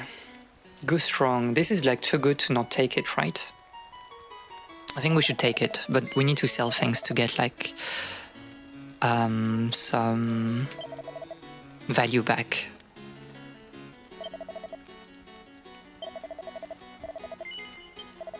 The wizard staff, I want probably to keep them because they can be used to use fireball, and I think it's nice if we are in dungeons where like our main damage dealers, our physical damage dealers get blinded or something like that.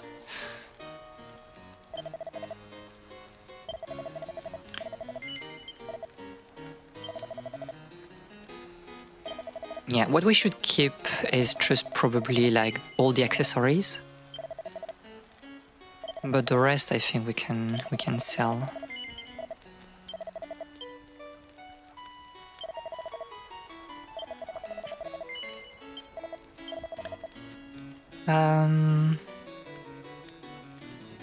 Silk robe. The golden clothes, no, that of course this is for Sigrid later. We're getting some money back.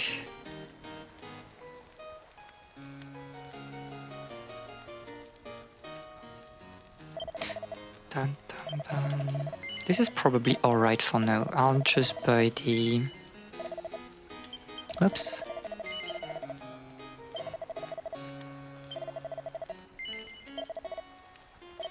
The Ghost Round. Okay, perfect.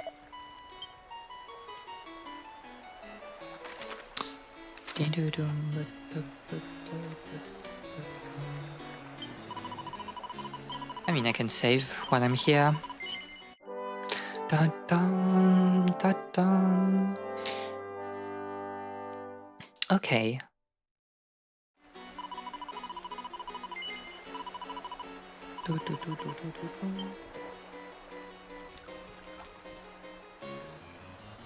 There's a path here.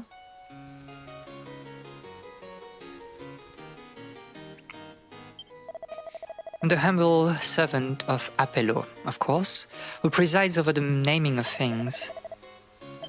No, I don't think I want to change my name.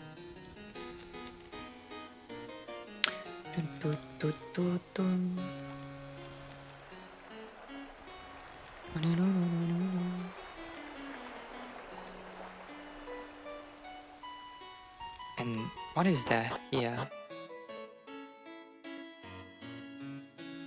Oh, this is the... Oh, so you can farm here. This is another farming spot that I might want to use. And there's another priest here? Interesting. I don't want to sleep yet.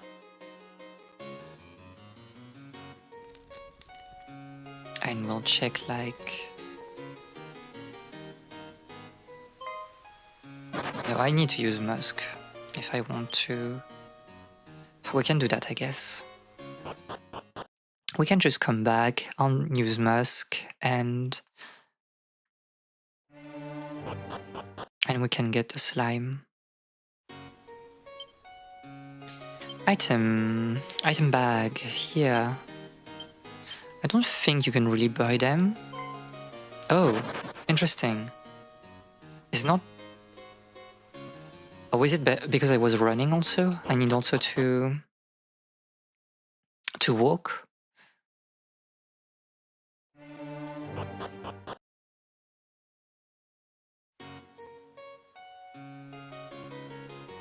No, okay, so... Okay, doesn't matter then. I don't want to interact with this mechanic. Hileza. You can cut your hair. Okay, so this is like where you change your appearance. But we don't want to because we're happy with what we did during the character creation. So let's just check the building.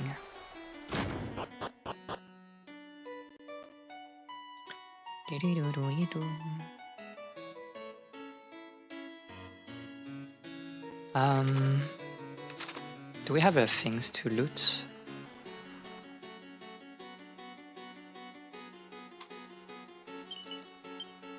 Interesting.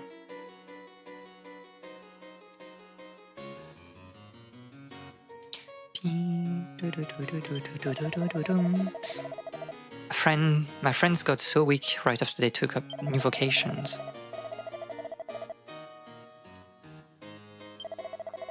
I mean, this is also kind of like what we want to do. We want to stagger like the he wants to stagger the class changes.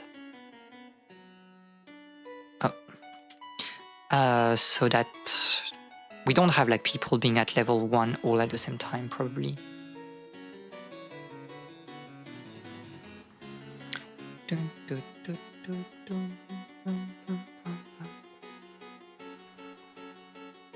No. Oh.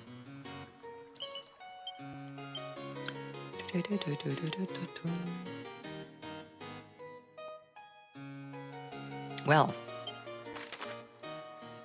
other than the hero, any party member who has reached level 20 can change vocations as he has at all trades abbey. While swapping specialties will return the party members to level 1, they will still remember their old abilities and spells. Yes, I know. Changing vocations will reset a character level to 1, however this is not all bad news. Their attributes value will only decrease by around half post-vocation change. In other words, they'll be a bit more beefed up than your average level 1 adventurer pottering around party planning place. Changing vocations will reset a character's experience points, but don't fret, they will level up in no time if you carry them through a few battles. The old attribute values will also only be halved post-vocation change.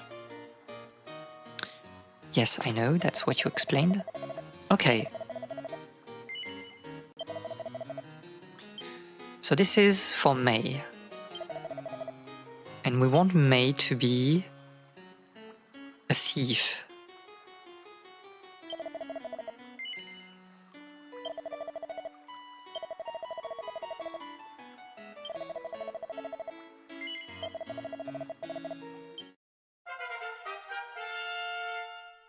Okay. So one thing that we need to be aware of is that we are very weak in terms of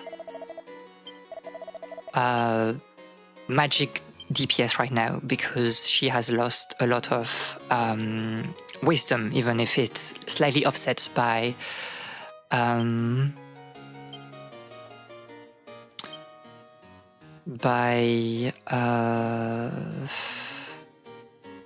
her equipment. But at this point, Edge Boomerang, I don't think it's. What do I want to do? Do I want to put you on? I don't know.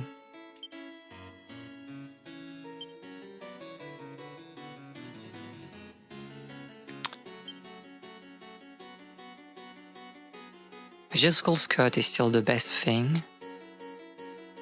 And I have like two choices. Either I can go like for like an attack.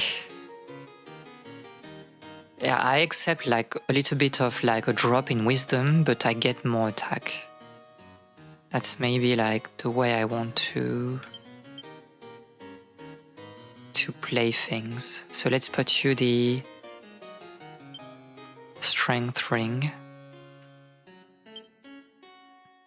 Okay, this is the same thing. So I'll put that on you. And then we need to grind a little bit.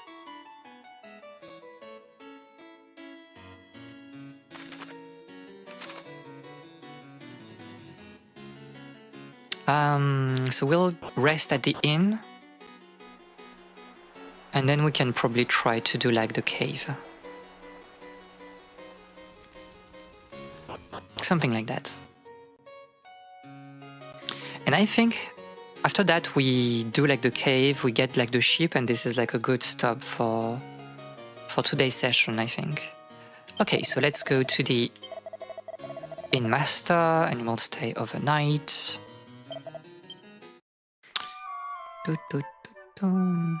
Oh, by the way, since we are... I don't know.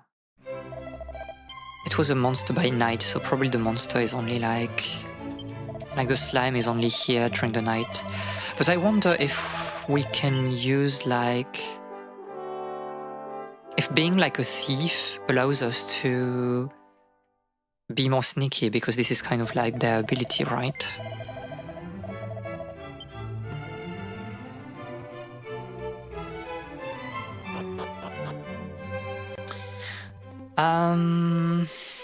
We do not have to go there by foot. It might be a bit slightly risky to not even try to level up. I don't know, she will level up. May will level up immediately in the early fight, so it doesn't really matter at the end of the day.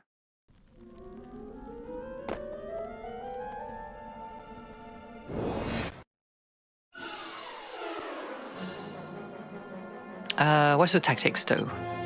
Fight wisely. I don't want Secret to use MP yet, so this is probably fine.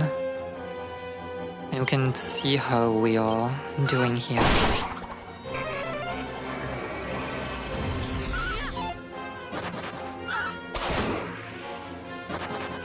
Interesting, they are... Yeah, because she still has her spells, so this is like still pretty good, to be honest. And then Callie is just leveling up so quickly.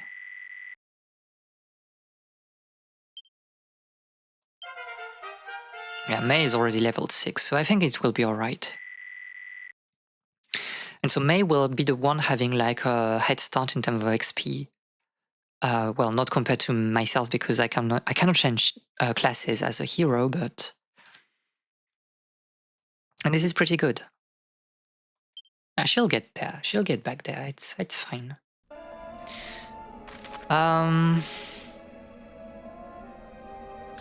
I guess like the... We'll try to be methodical. If the next part is on the southeast, we may want to hold off for now, exploring that side, and we'll just like clean the north section immediately. And I don't know, do I want to make some sort of jagged movement through those caves? I don't know. She has really good, like, she's leveling up in a very good way, to be honest.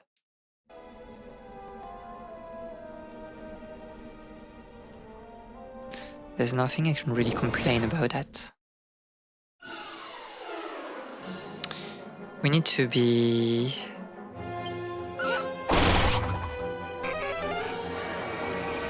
This is annoying, because we won't have like a lot of... Yeah, everybody will be blind. So this is a bit frightening because of the hoodie here.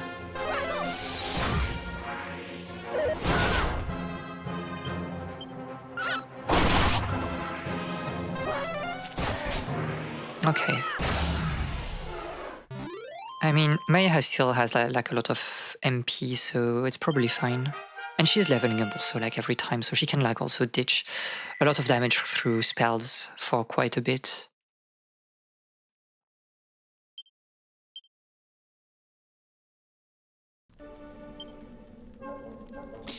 Let's use items.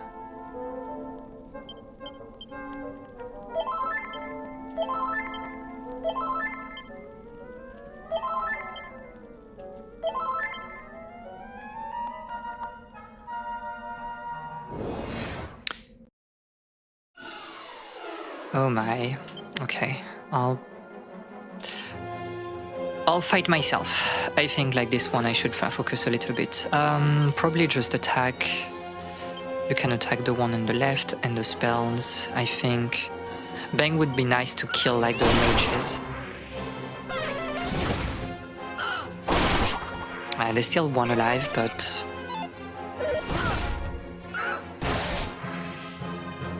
And you can just like... yeah. In terms of agility, we're pretty good, so we start playing before all the enemies. This is nice. Okay. There's a chest here.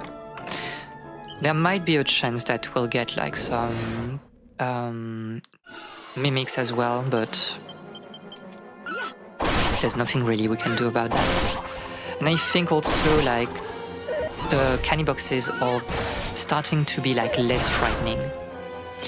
Calais is taking a lot of damage, and this is not even like crit attacks, so again it's fine because she has a lot of HP, but we should be aware of this issue.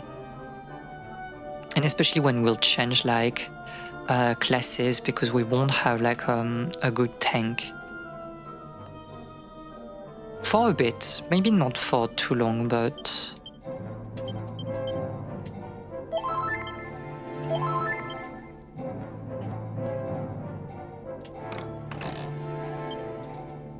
yeah, I don't know if you are a mimic or not. This is like the unfortunate aspect of... I should not like save... Oh my god, the crit?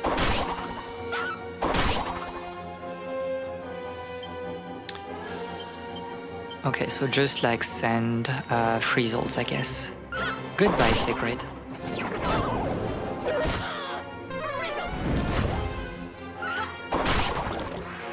Oh, and she will not take the XP from this fight. Are you sure? I'm not sure.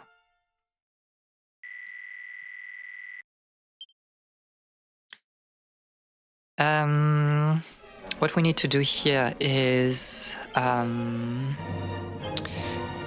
we'll Zine and hope to have like decent RNG. I can't remember the rate of like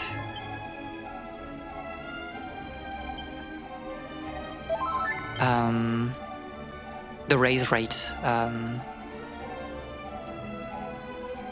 but it doesn't really matter at the end of the day.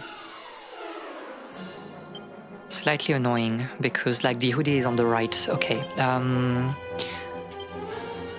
I'll probably do that, and I want to kill you like on the first turn.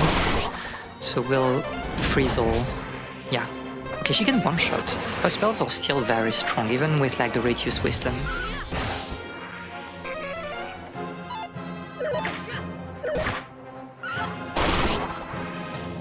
I was like, oh, we are taking a lot of damage, but also because May is like very underleveled compared to the party. But yeah, the goal is basically to have like a party that, well, members that can do like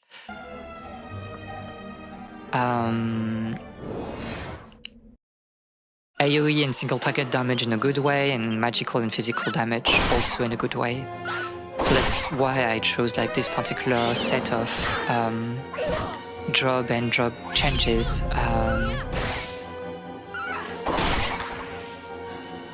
What a viewer all, I don't know, you know? People are maybe busy. This is like a very, you know, calm stream. I try to yap as much as I can, but obviously when I get into like dungeons, it gets like a bit more focus on the game because I need to play smartly. But it's okay, sometimes people are not here and it's alright, I think.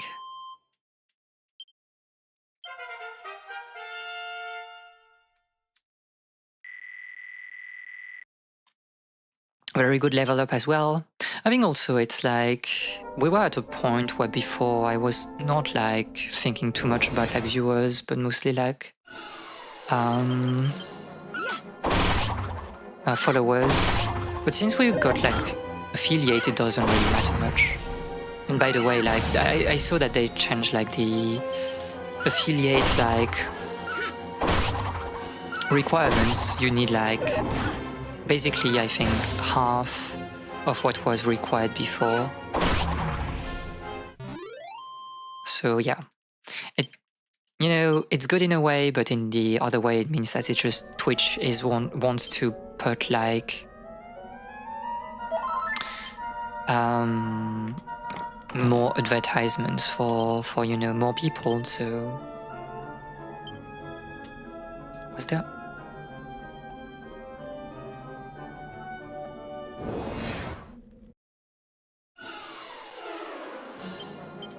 So yeah, on the right, please. Oh no, what you can do is like on the left and Frizzle on the right. Interesting. It was not enough.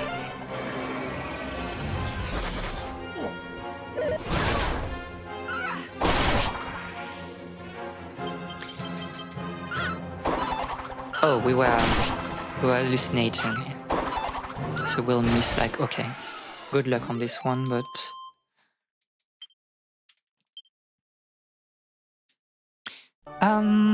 okay. Well, we have a chest here. A mimic. How do I want to fight you? Let's do this and this. This is a bit like... I don't know. Yeah, I'll just... not abilities, but spells, please. I'll just Frizzle you, it doesn't really matter. Let's hope that it doesn't one-shot us, but...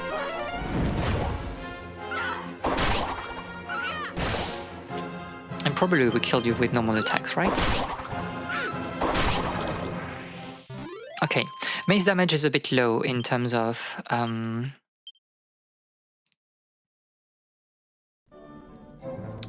but also it's not exactly the point of a thief. Like I wanted to use like all the seeds on May, but maybe I want to keep them for Secret. Interesting, you all fled. Well, those shades are giving nothing. We want to explore probably like on the northwest. There was like a dead end.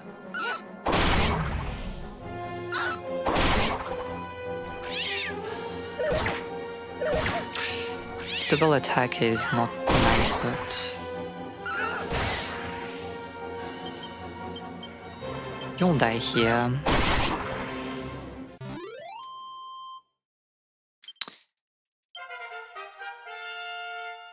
Oh, this is good because like it's healing you. Again, it's making the game very easy. Like the heal on level up.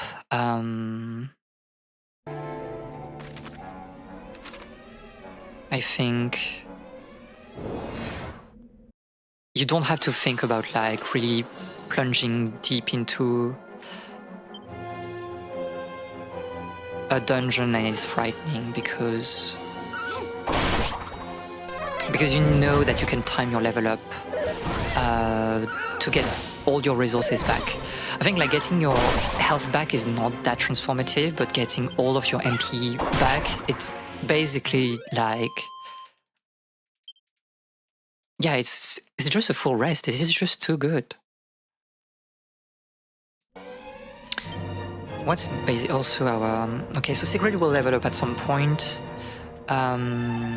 so I can like heal with MP instead of using items. Oh yeah, we were still... there's nothing on the... interesting. No, yeah, Secret attack the left one and then Frizzle on the right one.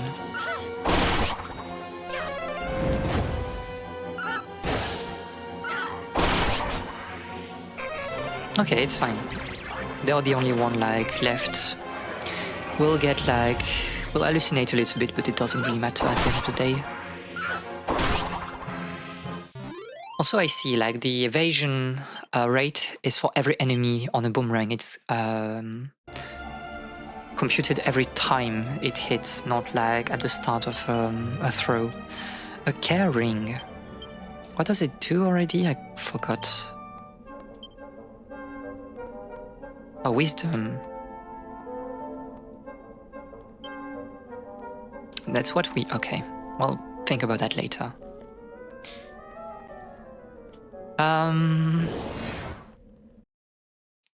What I want to do probably now is just doing some zigzags in this maze. Not maze because it's not, but like cave.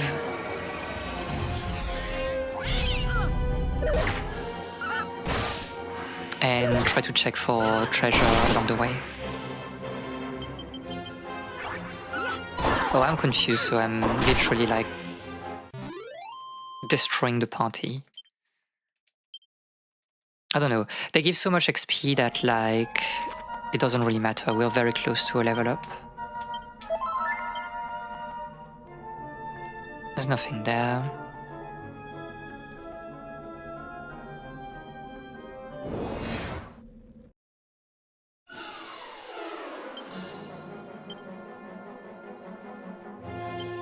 But wait, this is like the second row. We have explored like this row already. We should not be here. I mean, it doesn't matter, but like I want to be like on the... I want to explore the third row. It is the second row, no? Yeah, okay, just go down then. Interesting.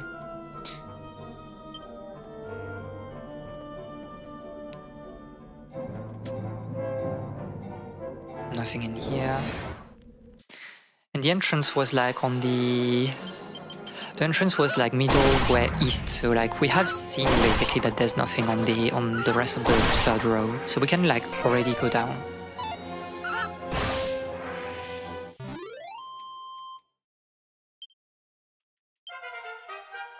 Level up.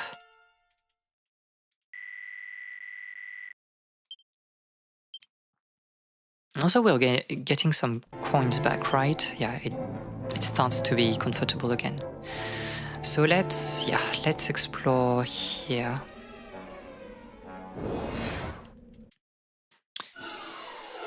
Yeah, I really want to play some... they're stunned, so we can like attack immediately. I really want to play some dungeon crawler at some point, but I really don't know how to make that like engaging. Well, it doesn't have to be that engaging. Did someone say, viewers, hi Ellie, I hope that you are doing very well today. Sigrid missed you a lot, it seems. She felt lost without you. I'm lost without you, Mass Effect 3. Who are you? How long must it be now since I first got lost here? What do you mean lost? It's literally like... I just came home. I always miss Ellie. It's cute. Again, real life is more important than, you know, watching me play games on stream. If you're here, good for you. We can like enjoy some yapping, but if you have things to do, just do things. And we're starting to get like good in terms of luck. I think we got like several crits like in a row, which is quite good. Do we have a sage on the squad yet? No, it will be next session. I don't think we'll be doing the Tower of Transcendence this stream, but we have a thief. May became a thief just earlier, and we're trying to level her up again. You can see like the new outfit. She's very dark, you know, and emo in this particular sprite.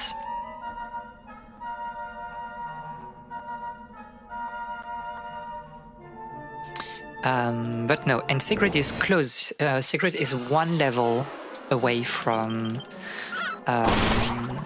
becoming a monk. So we might do that, like I think today, if we have like the level up.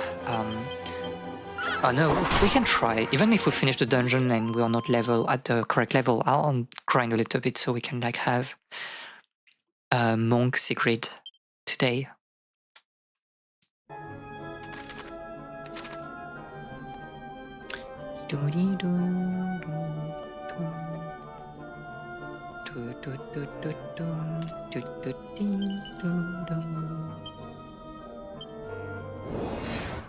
Interesting.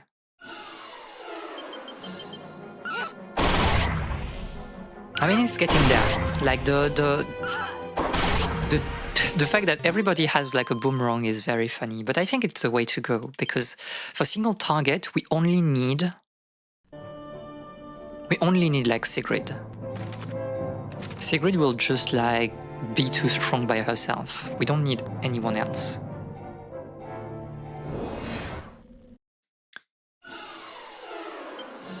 Okay, so that, and I'll steal Frizzle, I think.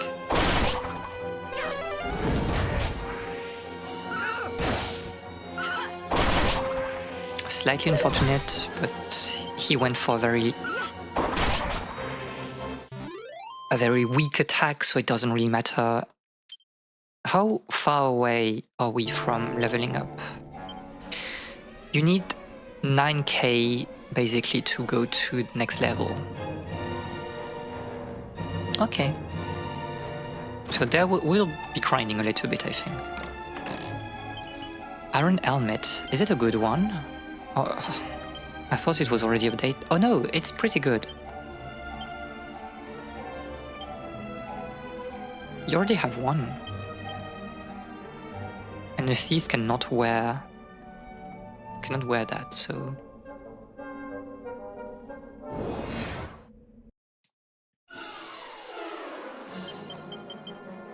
She was following her with the boomerangs. +2. God, the boomerang is just too strong. I don't think the damage fall off compared to like single target is that... First that high and second that important.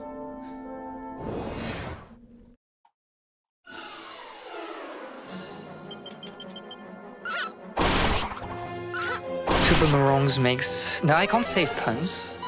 I won't say them. You can read if you want to read puns, please read them, but I will not be caught in that.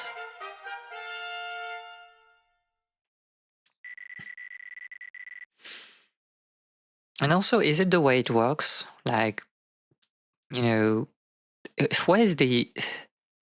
this is like the saying, like two wrongs make a right? Oh, this is good. 6 point in strength is good. This is acceptable, I guess. Okay, so we can finally go to basement 2. Well, I guess the boss is probably like on the south, so let's explore like northwest first.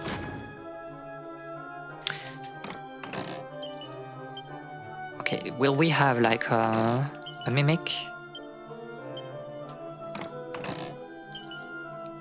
Full plate armor. Probably good, no?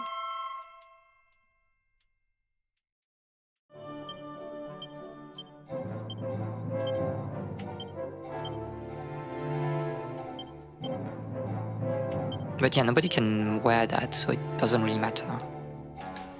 And I don't think anybody will be able to wear that even after the job changes. How are we? We are basically like, we have all our resources. Who the heck are you? Oh, here to join the gang, are ya? Thank God I don't have to dub that. I don't know. No, I'm not here. I'm here to probably beat you up. Well, we can't have that now, can we? Come here, you!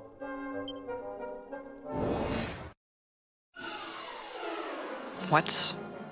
You're just like the people that we beat up like in the tower for the magic key. Not the magic key, the skeleton key or whatever. No, it was for the crown. Oh yes, because we have a rematch. I remember now. I mean, we can probably sizzle, I guess.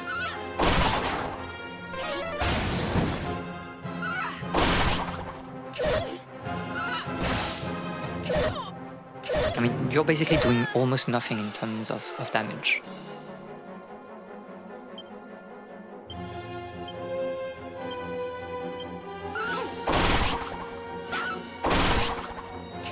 Oh, I thought we would kill them on this one, but probably not.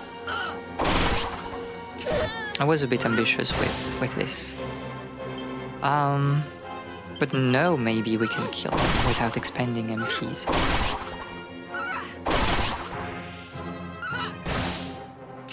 Or not, I don't know.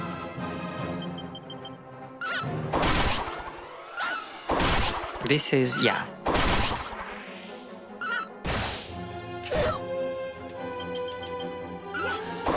Obviously, if you want to optimize, you should like change your weapon during the fight.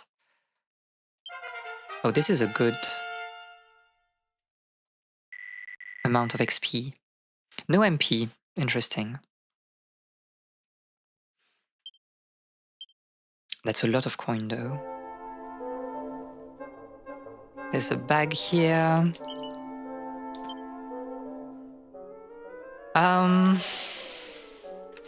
So we have like the two lovers that are like imprisoned.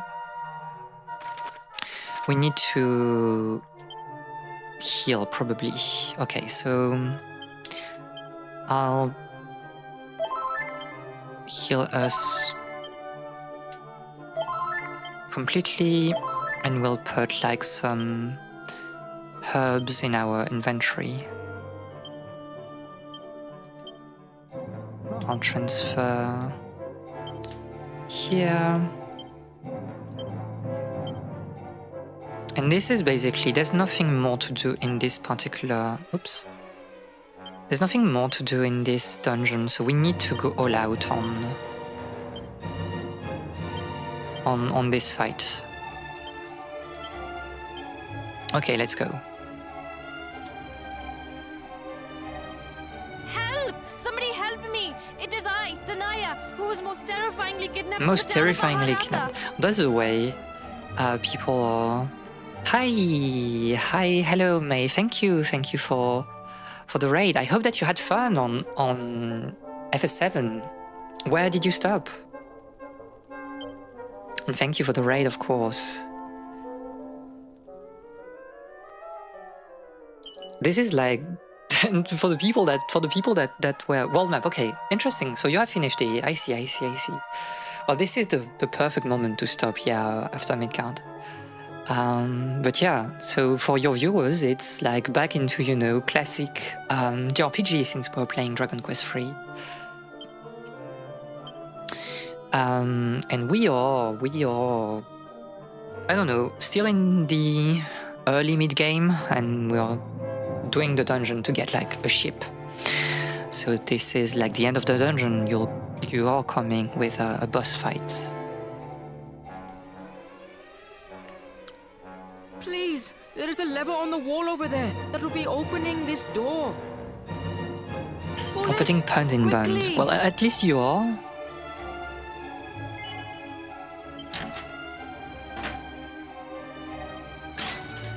Oh, Tanaya, my most beautiful My most darling. beautiful darling. Oh, Gopal, my most dearly beloved. Now we may return home together at last. Indeed, we may, my love. Come, let us leave right now, this instant. This is sweet. This is really a game about love. Thank you. And I see the vision. brave- I think it's good. We had like a lot of people, you know, lovers, being separated or not. Okay, so we don't want to follow them yet, right? There are things in here. Let's explore. Let's explore their cells. You are hiding a rabbit tail. This is rare for me to be streaming before you, so I had this all planned. I see. It's true that normally you stream a bit later than me. I think like you had like a bit of a chaotic, You didn't think I'd let quote you unquote, get away chaotic that schedule easily, did ya? this week. Like, I did not manage to be here yesterday, but I think like yesterday it was also like an early stream, right? Compared to usually. Brave hero, save us! Ray, this is awful. I care nothing for myself, but you must be saving my beloved. I mean, Hey? Oh, I don't remember kidnapping no... Hang about. hang about. I know you. Not you, a bleeding king. It's Hood again. I can't get rid of you, can I? Well, you ain't gonna beat me twice. Some life stuff, so trying to find a new norm.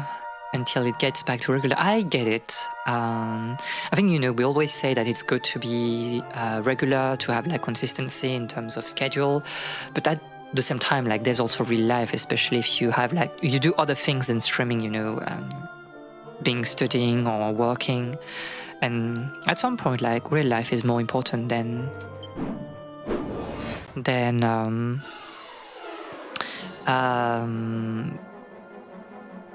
well, streaming, probably. So you can see, May, that you underwent your class change. You're now a thief. So we are trying to level you up, so you can get back to it.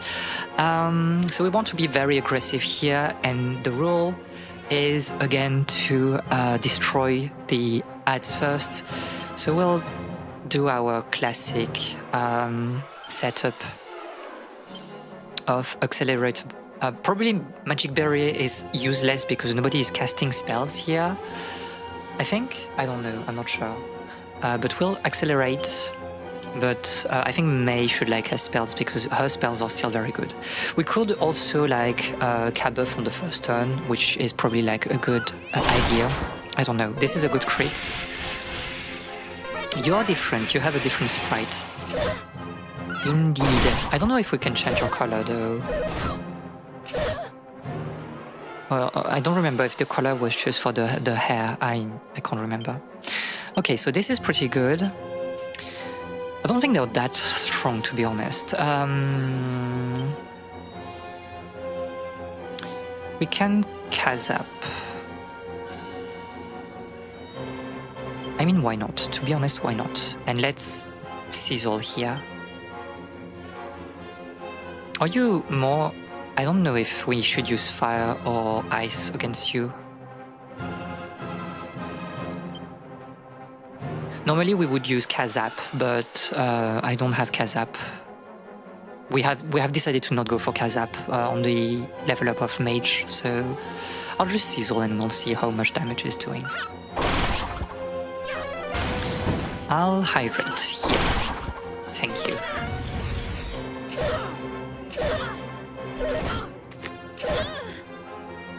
They're not hurting a lot, to be fair. Kind of like the problem is that like the boss is on the left side, so obviously the boomerangs are a bit less useful, but...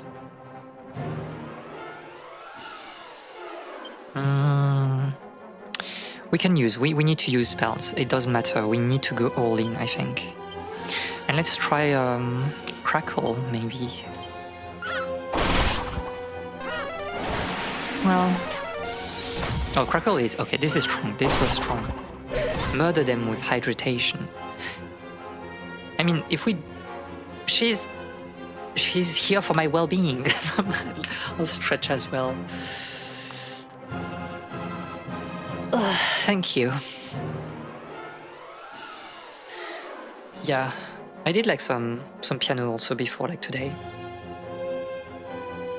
And I think indeed that I did not stretch as much as I usually do. And my wrists are a bit tired as well. So thank you for the stretch. Reminder. Okay, and no, this is pretty simple. We just attack, I believe. Are you sensible to ice as well? Because... it might be like the end of the fight, to be honest. Like... You're just doing like a little bit of damage, but you know, it doesn't really matter, so... You can't make me hydrate like...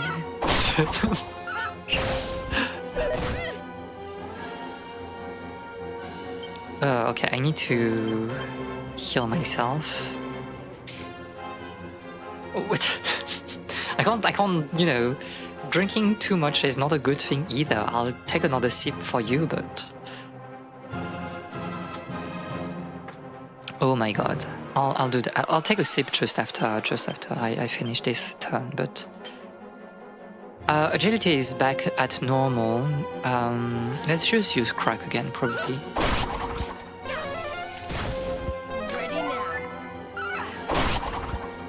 As for reading piano, if you like the piano stream, we can do some piano soon. I did not plan that in the next week, but we can think about like putting piano somewhere.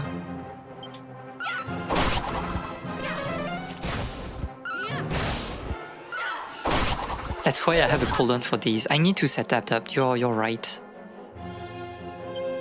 You are very right.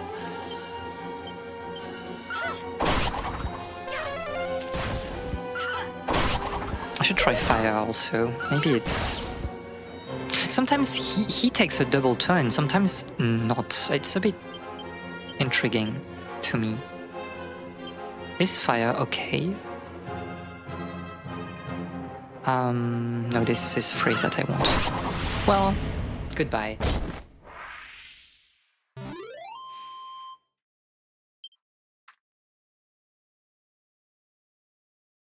San.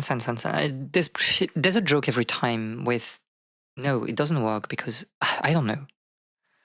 Like, the number of HP... Japanese developers, they love to put like hidden messages in the number of HP or XP that you're gaining. Like the HP of the bosses. But I don't see what's the joke here. This is a good level up. I'm pretty happy with that. I beaten a bleeding king. You're my bleeding nemesis, you are. I'm sorry, I Please, just... I'm begging you, spare me. I'll turn me life around. I'll go straight. I promise. Just let me go, please. Yeah, go. Cheers, ears. Be lucky, eh? Ta-da! I'll be lucky, eh? Ta-ta. Well, Oh, thank you. Thank you once again so very, very much. I am indebted to you for as long as I shall live. again, I'm so Longer. happy this is not an American accent, to be fair. Even after, all we said, that it might be on the line, at least there's some life, in this dub. Finally, it is time to return home. It is time to return Yes, home. my dearest darling. You must come back to Baharata and see us sometime, yes? Yes. Oh, very elegant bow. Okay, there's nothing more in here, so we can actually use evac. Oh, evac is free also in this game. Interesting. But that's why probably some dungeons will have some anti-magic sections. Probably. I don't know. Okay, let's finish this quest probably. So let's go back to Baharatas here, and then we can go back to the abbey to grind a little bit of XP for Sigrid.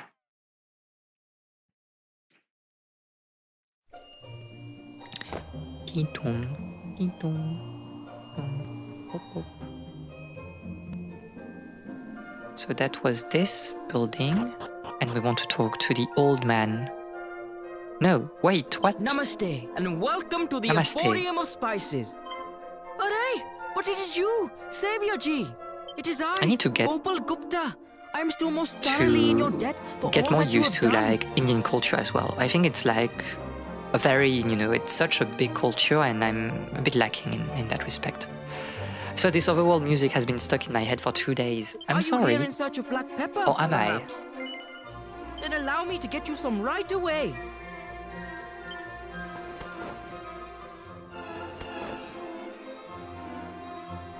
Array, I am most sorry for this. You're literally, We have no black you're pepper. literally a black pepper shop.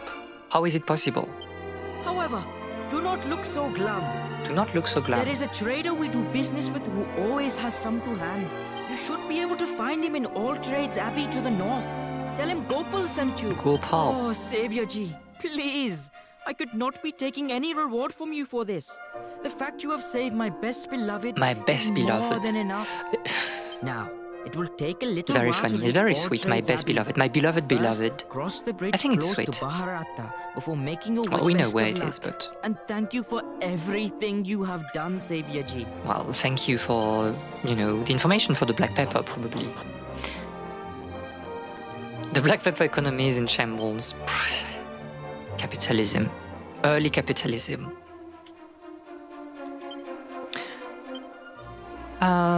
Well, let's zoom because we have been there before, so we can zoom to the abbey.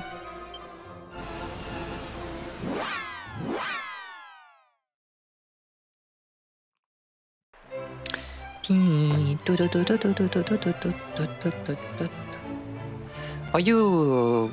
You're probably in the inn, right?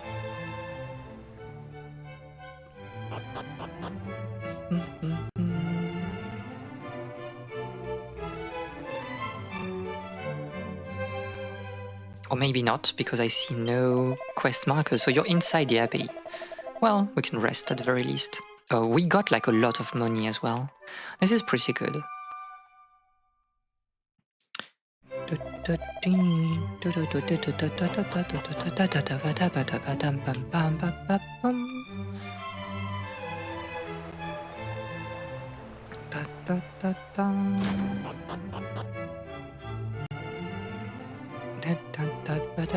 Okay, you're here. Perfect.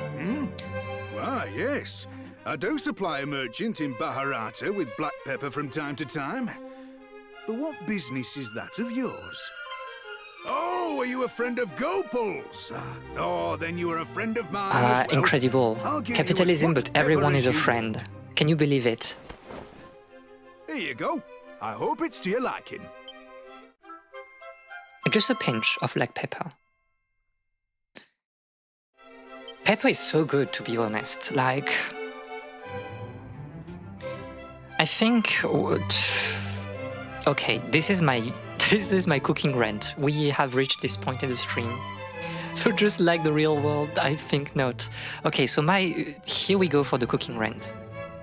We often say that, you know, I don't know how to say this. People like in the West, they don't know how to cook and they don't know how to use spice. So it's like, oh, you need to like, you know, add spice to your dish, and basically it's like salt and pepper. You know, this is like the joke. My bit is that I do agree with this. Like if you're only using salt and pepper, I think you're a bit cooked. But pepper is so good. I think the problem is that in the West, it's hard to get some very good pepper. But when you can get like some, you know, not fresh pepper, obviously, but things that are of higher quality and that you source from like great places and that you like crush them yourselves, oh my god, this is so good. And I've been doing some blends of like black pepper lately for, you know, various dishes, and it's such a game changer. It's such a game changer. MSG and cayenne should become the new standard.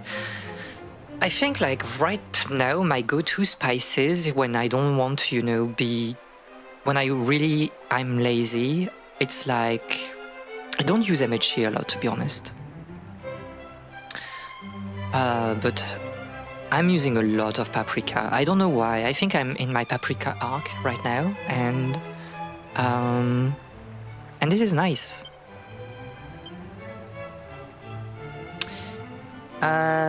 We are still lacking a level for. We are near a level up. The question is like how much XP is like all the mobs giving in this area. If not, we can farm in the dungeon again, but I really want to do the. Paprika is nice. I really like paprika. Or we can go like also like fight wisely. I don't care. This is like farming territory, so we can yap. I mean, I finished my spicy arc a long time ago. No, spicy is like the norm. You know. Okay, we need 10 battles basically. It's okay, we can farm here.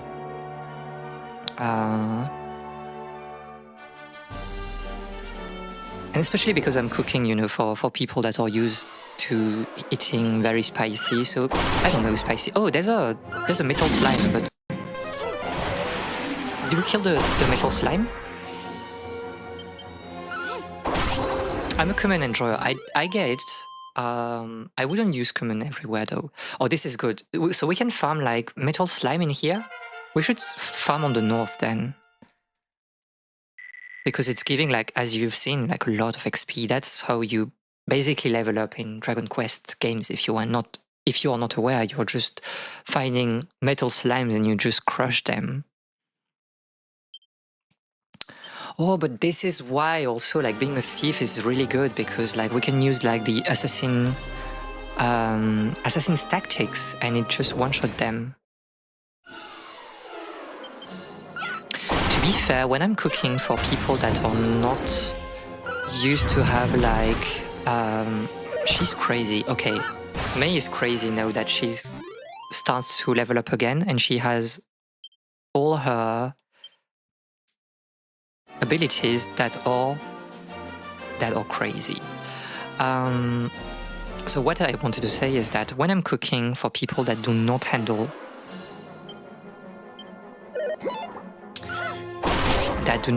spice, she's crazy. May, you're the MVP right now. It doesn't make any sense. I tend to like cook like two things, you know, or like divide a dish. You start like cooking and then you like split things in two pots or whatever, and then you add like spice on one of the pot. So you have like a version for people that cannot handle spice. And I tend to do that. I don't think it's a lot of work, and it makes everybody, you know, happy, which is kind of the point of cooking. And to be fair, the problem, okay, my take also, this is my take, is that in the way we have like, we understand spice, and I mean, you know, hot, spicy things in the West, we often think of like burning, but this is not like the interesting part of spice, I believe. Like, you should have something that is numbing. It's what we call mala, right? So the idea is that it will numb your tongue, but it's not burning. Or at least it's not like, the main thing is not burning, and it allows you to taste other things on top of like the chili. And it makes for an experience where it heightens your senses, basically. Like spice becomes kind of like something that will like reveal the other flavors. And that's typical of, you know, I don't know, Cantonese cuisine, but also like, you know, other places, Chengdu, whatever. This is something that you will find on Southeast Asian cooking as well. And this is like far different from, you know, the just, oh, I eat things that are just burning and I cannot sense anything else. No, spice is just, you know, one flavor like another, like all the others, and you need to put them like in accordance to what you want with your dish. And that's why you like numbing is great, because it doesn't like hide everything. Spicy food makes people's stomach go bonkers. Is that normal? It depends on your genetics, I believe. For me, like, it's okay, but I know that some people, yeah, this is really burning, and it's like activating basically like the acids in their stomach or whatever. I think some people can't taste as well as other, and vice versa. But also because like, Sigrid is already level, you know, 24. So we'll do the class changes. And maybe we'll farm a little bit because I'm having fun talking about cuisine, but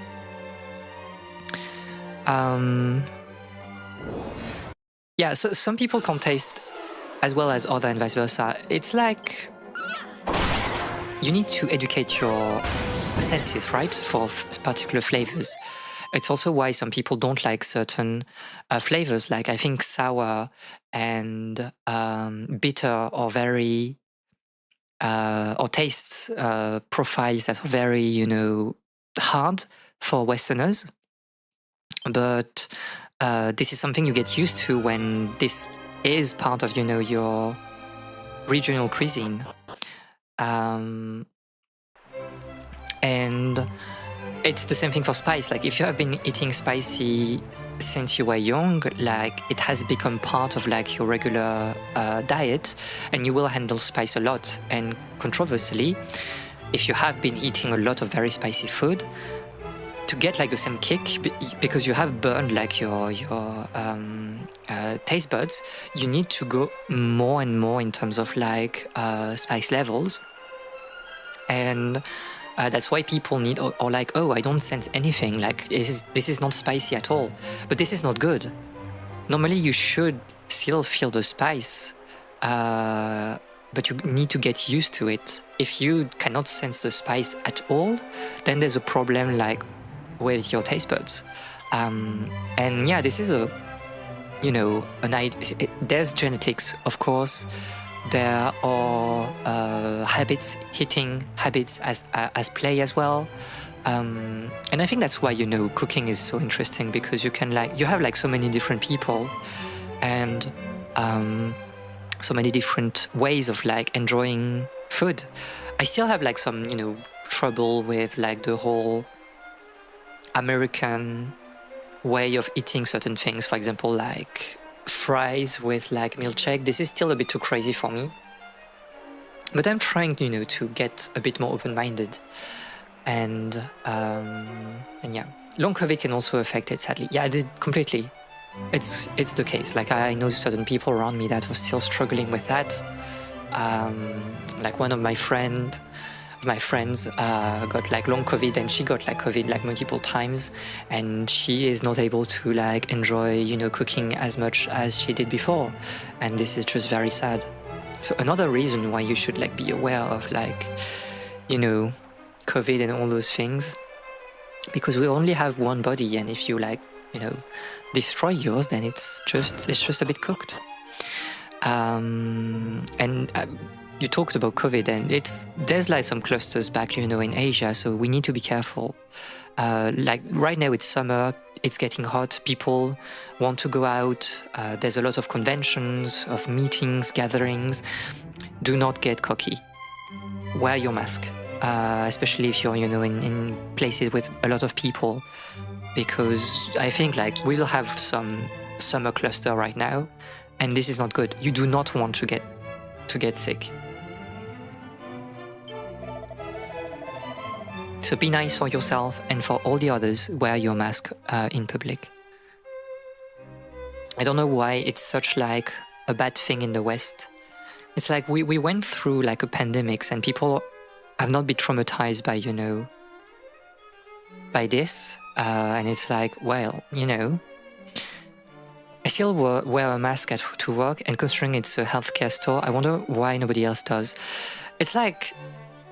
And hello, by the way, I hope that you're doing well. But yeah, I completely agree.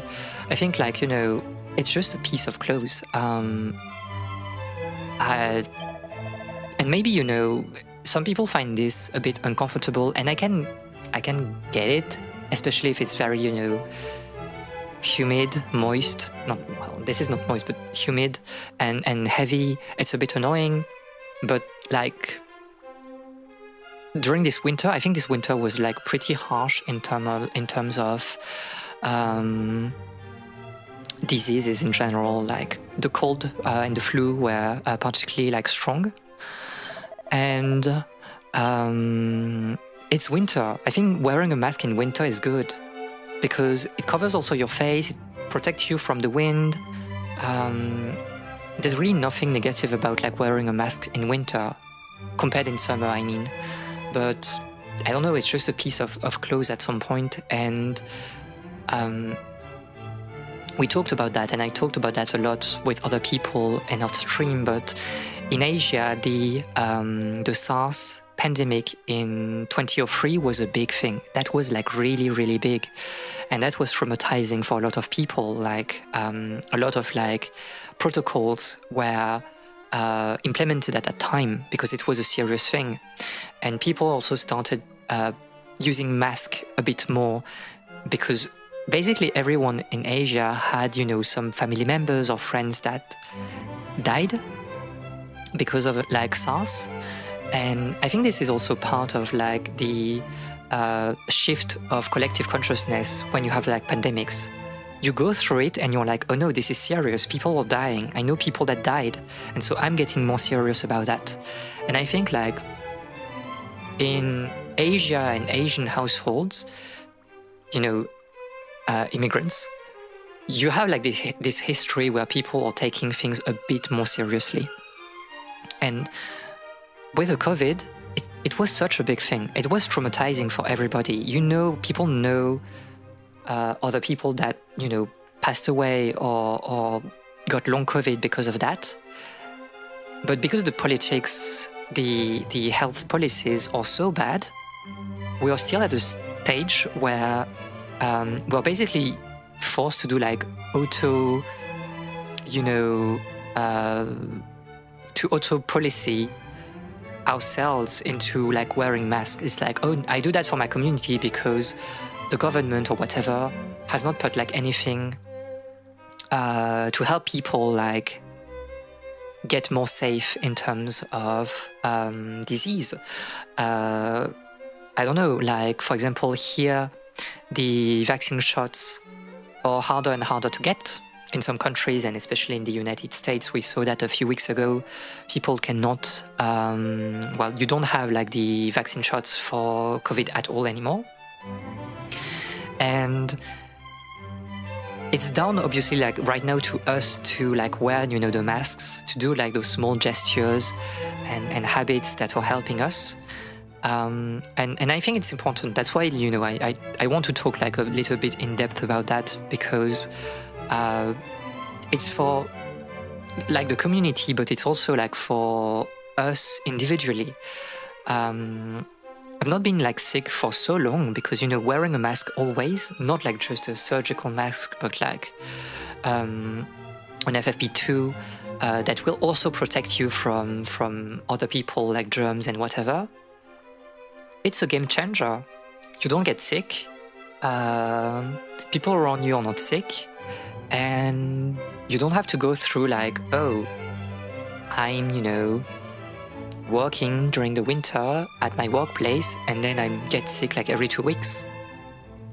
And obviously like this is slightly annoying, but I think like the positives of wearing a mask will offset the negatives. And my question is basically, how do we, teach people to wear a mask? And I don't have a good solution, because you can't tell them that it's for themselves. You can tell them that it's for like the community. Think about, some people that are, that have like autoimmune diseases or whatever, but they don't care. And I don't know if there's a good way, to try to communicate the need for like those like small, actions that you can do that are actually like doable and help you like, in your life. Masks can look quite stylish too. I do agree. I completely agree. It's like how telling a smoker that smoking is bad doesn't really work. Yeah, but it's kind of different, right? Because it's like, for a smoker, I do understand that it is an addiction at some point, and that it's really, really, really hard to get out of it. Even if you want to get out of, smoking, you will struggle with it, and I do get it. So that's why I tend to be like slightly more lenient with like smokers, and also because a lot of like, obviously, if you smoke, you are also quote unquote an annoyance for the people around you, in some contexts. But it's mostly like you're the one getting hurt by that. But the mask, it's also like the community, and I think like you don't have like a good excuse to not put a mask. I think there's no addiction, there's no like good reasons for most people to not wear a mask. I feel like it might be more peer pressure with masks, to be honest. Oh, you mean if people are wearing masks around you, you will be forced to do it? But if like nobody is wearing it, that you... Or do you mean that like there's like the, oh, I look bad if I'm the only one... Well, this is the same thing, if I'm the only one wearing a mask. You stand out a bit in the West. To be fair, yes. Like, I know that when I'm walking outside, like, people know me, because like I'm the only one wearing a mask here, so... It's like, oh, it's you again. I'm like, I came in your store like 3 months ago. Once. But you know who I am because I'm the only one wearing a mask. It's so funny. But yeah, I do agree that there's like some peer pressure. And I'm really, thankful for the people that don't care about it. Because either they need to on a personal basis or they do that for the community. Because again, you have the peer pressure, so you're really fighting against, all the other people. You recently got very into tokusatsu, so wearing a mask feels a little heroic, in my opinion. I do agree. I mean, I think it's nice. There was like this thing, like a lot of trans people were talking about that. I remember like during the height of the pandemics being like, oh no, I really like, wearing a mask because it helps with my passing. And I'm like, well, as long as it works for you and you are actually wearing a mask, good for you. Wearing a mask in public is so nice because nobody talks to you unprompted. This is also very true. This is very true. But to be fair, there's a lot of like upsides to like wearing a mask that goes beyond, avoiding like disease is like the most important thing.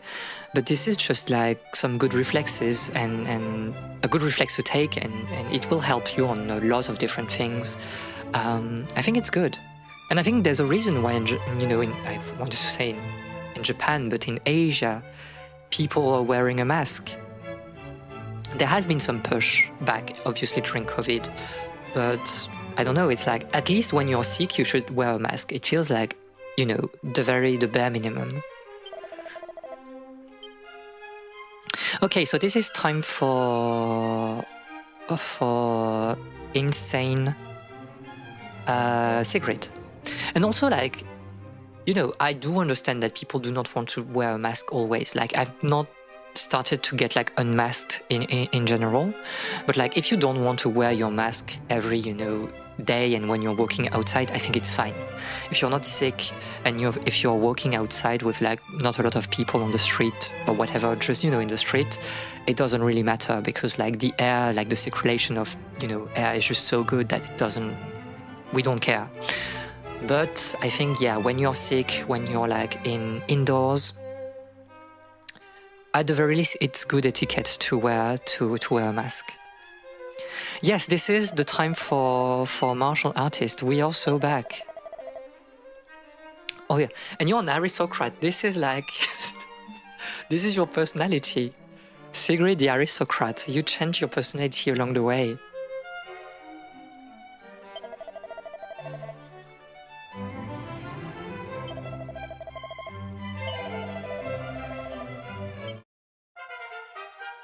Critting for fun is just insane, which is perfect. +2. Okay, here we are. This is our main damage dealer now. Most people don't even sneeze in their elbow bit. This is so true. Because it has been like, it has always been, some sort of like advice that people are giving to their children or, at school. And it's so funny that people are not doing that anymore. But it raises like another question is that, did people even do that in the first time? Or was it always like a myth that nobody respected in history?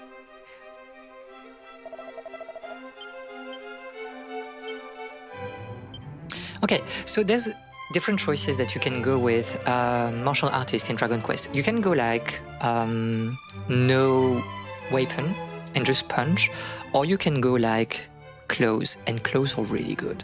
And we got like, I got like the golden clothes from the pyramid, and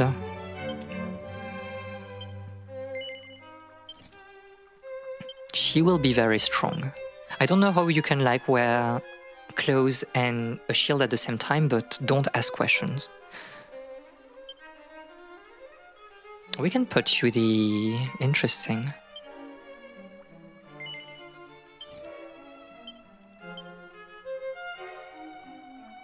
Because I guess like, yeah, no, May can get like the black pajamas.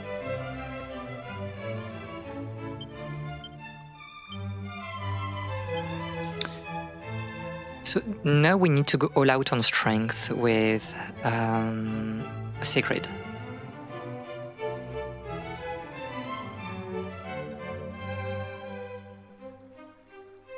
Which is a bit complicated because we don't have a lot of items that are like strength related. to be honest. We can also go lucky. This is like a possibility. You could argue that like being able to crit like a lot is also very good.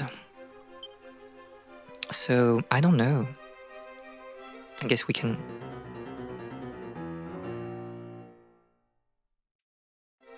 I mean, I don't mind it being cursed, to be honest, because we have the money to uncurse ourselves if needed.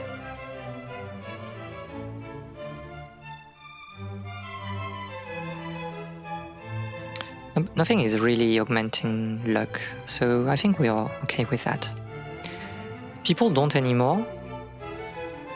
This is so spooky. Spooky. Okay, so let's try to level up Sigrid a little bit. So again, she has still her... But also, what is like the curse? We know she's cursed, but like with what?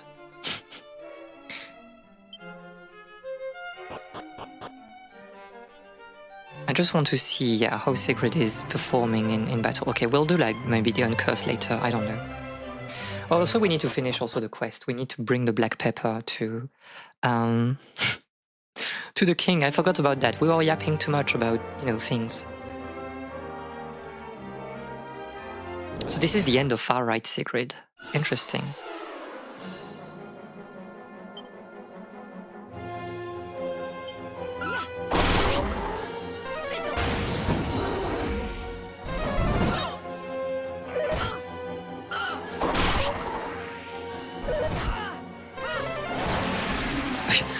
I don't want you to use your spells. I want you to... Oh my god.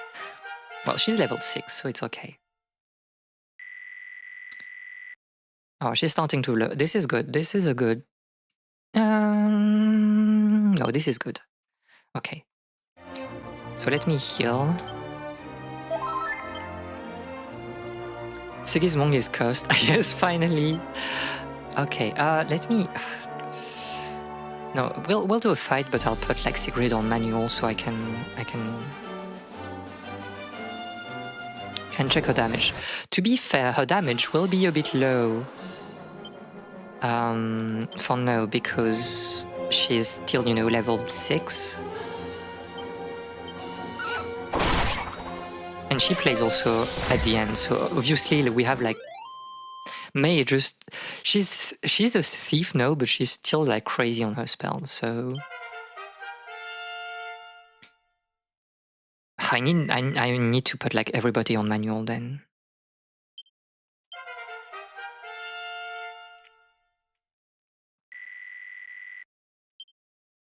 Flying knee. Okay. And if we can find like some metal slime, I would be happy as well. Max power, because it's cool looking. It's true. Oh my god. Lock in. This is very important. Sigrid, on the slimes, please. What do you have, to be fair? What are your abilities? Airborne enemies, not very useful for now. Leg sweep. We can just attack for now. They're fleeing. No. My XP, my XP. Oh, because I did not put like... Oh, I'm crazy. I thought I was like on automatic. This is sad. I should put everyone on manual so I can like use the assassin blow with May so she can one-shot immediately the slimes. Segi auto license. What are you talking about? I should not ask. Okay, everybody defend. No, wait. Tactics. All. Follow orders. Fight. Defend, defend, attack, defend.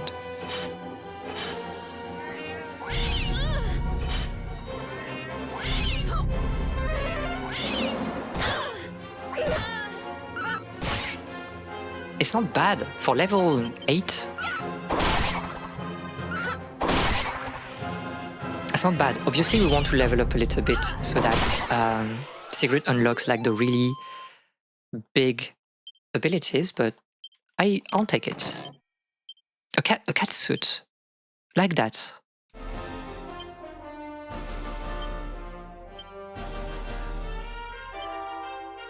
And this is really good. And it's on theme.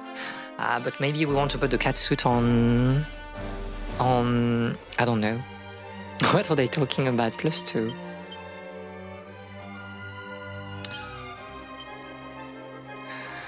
Who is the lowest in... Okay, unfortunately we cannot... because you have like such a good like body armor already.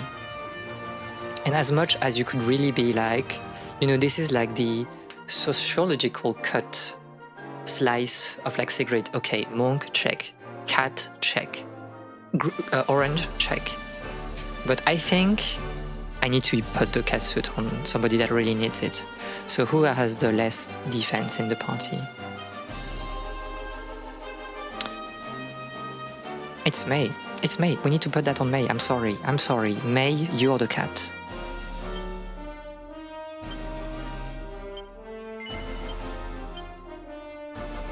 But if we farm here... Oh my god, but you're really a cat. That's too much. I can't do that. I can't do that. You're really a cat. I can't. I can't. I'm sorry. I'm here for the glam, and this is not possible.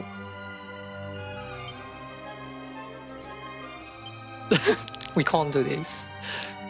I mean, if someone really wants to be, you know, a cat in a suit, or well, someone in a cat suit, I'll put you the suit, but I'm not convinced.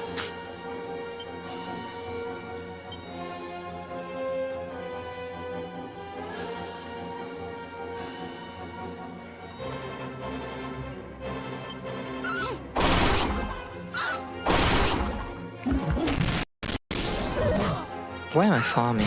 We shouldn't farm here.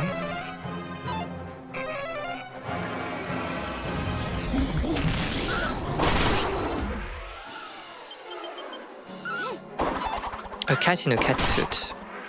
I mean, you know, as long as you are not too hot inside. Level 9.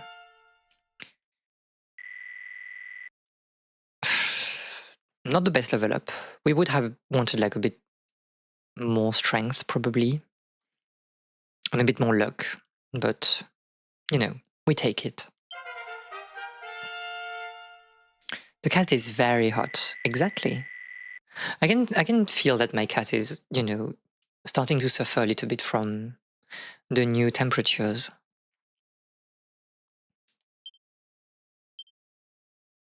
Okay. People are... Okay, why am I so... I'm not even like online on... Are we all raiding tomorrow?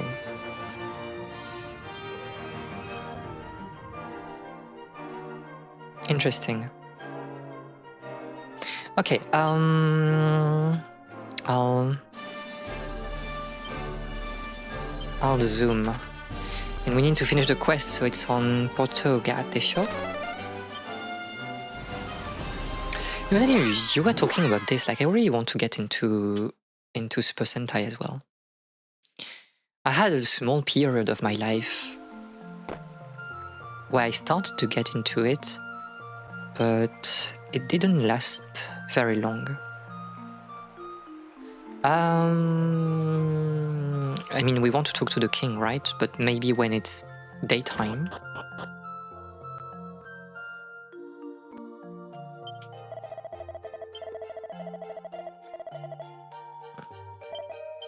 I think I've been yapping so much today.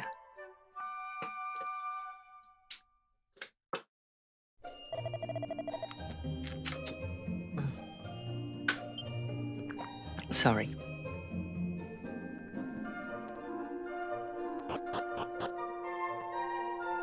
Oh, and I'm so eager to play Cosmology of Kyoto on Friday. It will be very fun. It's such a nice game.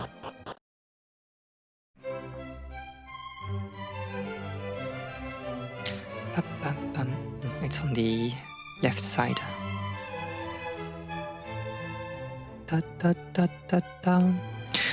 Also, I'll give a +2 for like asymmetrical design for castles. I think it's very good. if it is not you whom I charge to travel to the east and return with precious pepper. So, Precious I take pepper. it you failed in your mission? Caramba! It seems not. Ah, precious, piquant, pitch Piquant. black pepper, the greatest treasure of the East. You have done well, very well indeed. Imagine like, I do you not know, in doubt the that your journey Middle was Ages and fraught with danger at every turn. before, like not having salt. Such bravery is of a kind possessed only by true heroes. True Let it not be heroes. said that I am not a man of my word. The ship is yours. Thank you, thank you. Or it will be come tomorrow. First, we need to throw a banquet in your honor. Servants, the pepper is here. I would at be so last. bad, you know, with know what banquets. to Like, do. I'm not a big eater, so it's like, you know, I'm eating, you know, one plate, and I'm like, it's done. I'm done. I'm sorry. It's not against you, my king, but like your grace. But I can't eat that much. They even had wars on spices. +2, +2. I mean, this is the reason why, you know, people were looking for a path to well, India. You had like the path around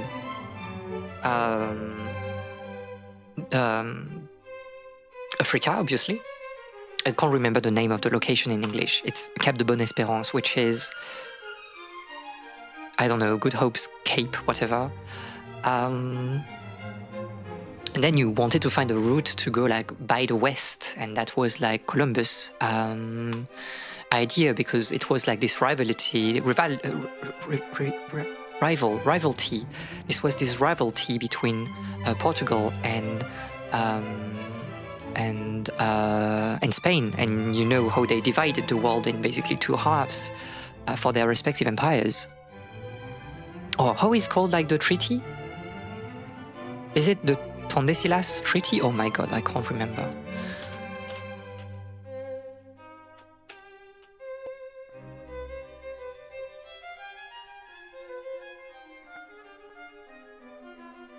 What's the name of the treaty? Oh my god. It has been so long since, you know, I've been in school. Tordesillas Treaty. In 94.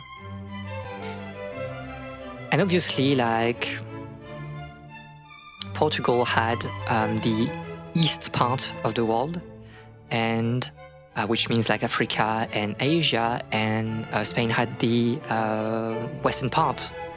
So basically America.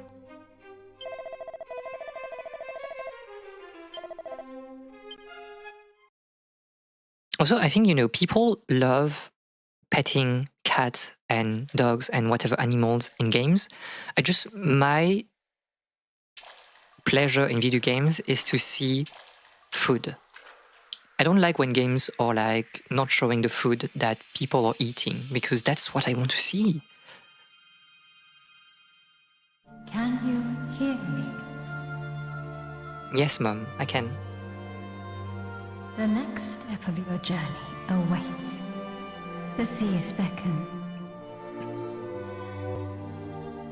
Though they are fraught with danger, and crossing them will be no. And to be fair, I mean think you can feat. escape the banquet, go on the balcony or, you know, in the bathroom for the entire evening. However, it is a task you must undertake if you are to gather the orbs scattered across the realm. So this is Power the world and lend a hand to those in need, whilst denying our those next who quest, would obviously, be like alone. gathering all the orbs. And this will take us quite a while, Follow to be this honest. path, most righteous, and you shall find the orbs before But this is long. the mid-game proper. Now We are rest. out of the early Much game. awaits you in the morning.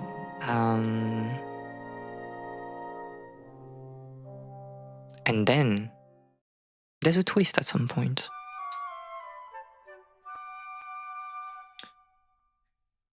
Okay, and this is like kind of what those games were doing back Beautiful then. morning, eh? Makes a man want to set sail and never look back. Proud useness, so true. Tell me, did your new vessel appear in your dreams last night? I was Well, talking to my rest mom assured that she is, is in a big light in the sky. condition. You will be able to leave port right away, should you wish. But look after yourself now. Word has reached me of late that all is not well across the waters in Cipangu and Manoza. I fear So something is our afoot next in our location for the realm. main story will be Cipangu, but we'll do Be like the sure to Tower of travel with Transcendence first so that If you are not Kelly sure which can vessel stop is being a yours, capitalist speak with the and, soldier in the port. you know, He ought to be of be help. a sage. I'm calling Mom is God and we have to kill her. I can't say anything. Okay, so yeah, again, +2 on the asymmetrical design here. I love it a lot. Also, I wanted to talk about something. I forgot. I forgot. I don't know. No, I forgot.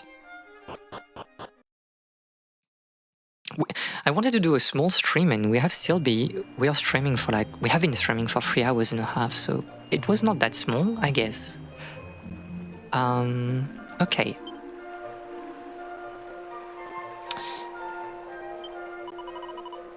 Can I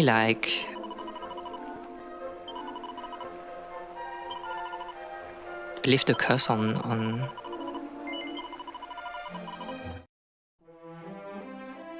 Sigrid? Sorry, Sigrid, you're not cursed anymore. So, I guess we'll stop here. I mean, we wanted to finish the quest, probably, no? I don't know.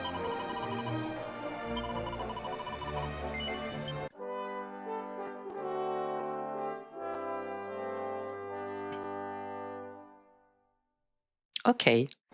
This is also tomorrow, right? The release of the Switch 2 that I have not. I don't intend to get it immediately, so... because there's no point. Switch 2 just to play Mario Kart? Come on. Come on now. Okay. My immersion. My immersion trademark. Okay, this is probably it for today. Next time we'll play... I don't think... maybe we'll do 1 session of Dragon Quest next week, but not 2. We need to get back into Old Skies as well. You remember the point and click? I was not in the mood to play it this week, but who knows, next week. So to talk a little bit about the... what we're doing basically next times. Friday, as I said, it's Cosmology of Kyoto. Very fun game. Well, game. Is it really a game? I guess so. It's like an ADV game in basically historical Kyoto, and we are meeting goblins and ghosts and weird people, and it's spooky. It's a spooky game, you know, in a very cute way, in a very weird way also. And this is also an educative game, so I'm really pleased to introduce you to this on Friday. Dragon Quest next week. I don't know if it will be on Monday or Wednesday. We'll see. And we'll get back into some other things that we have been, doing before my break.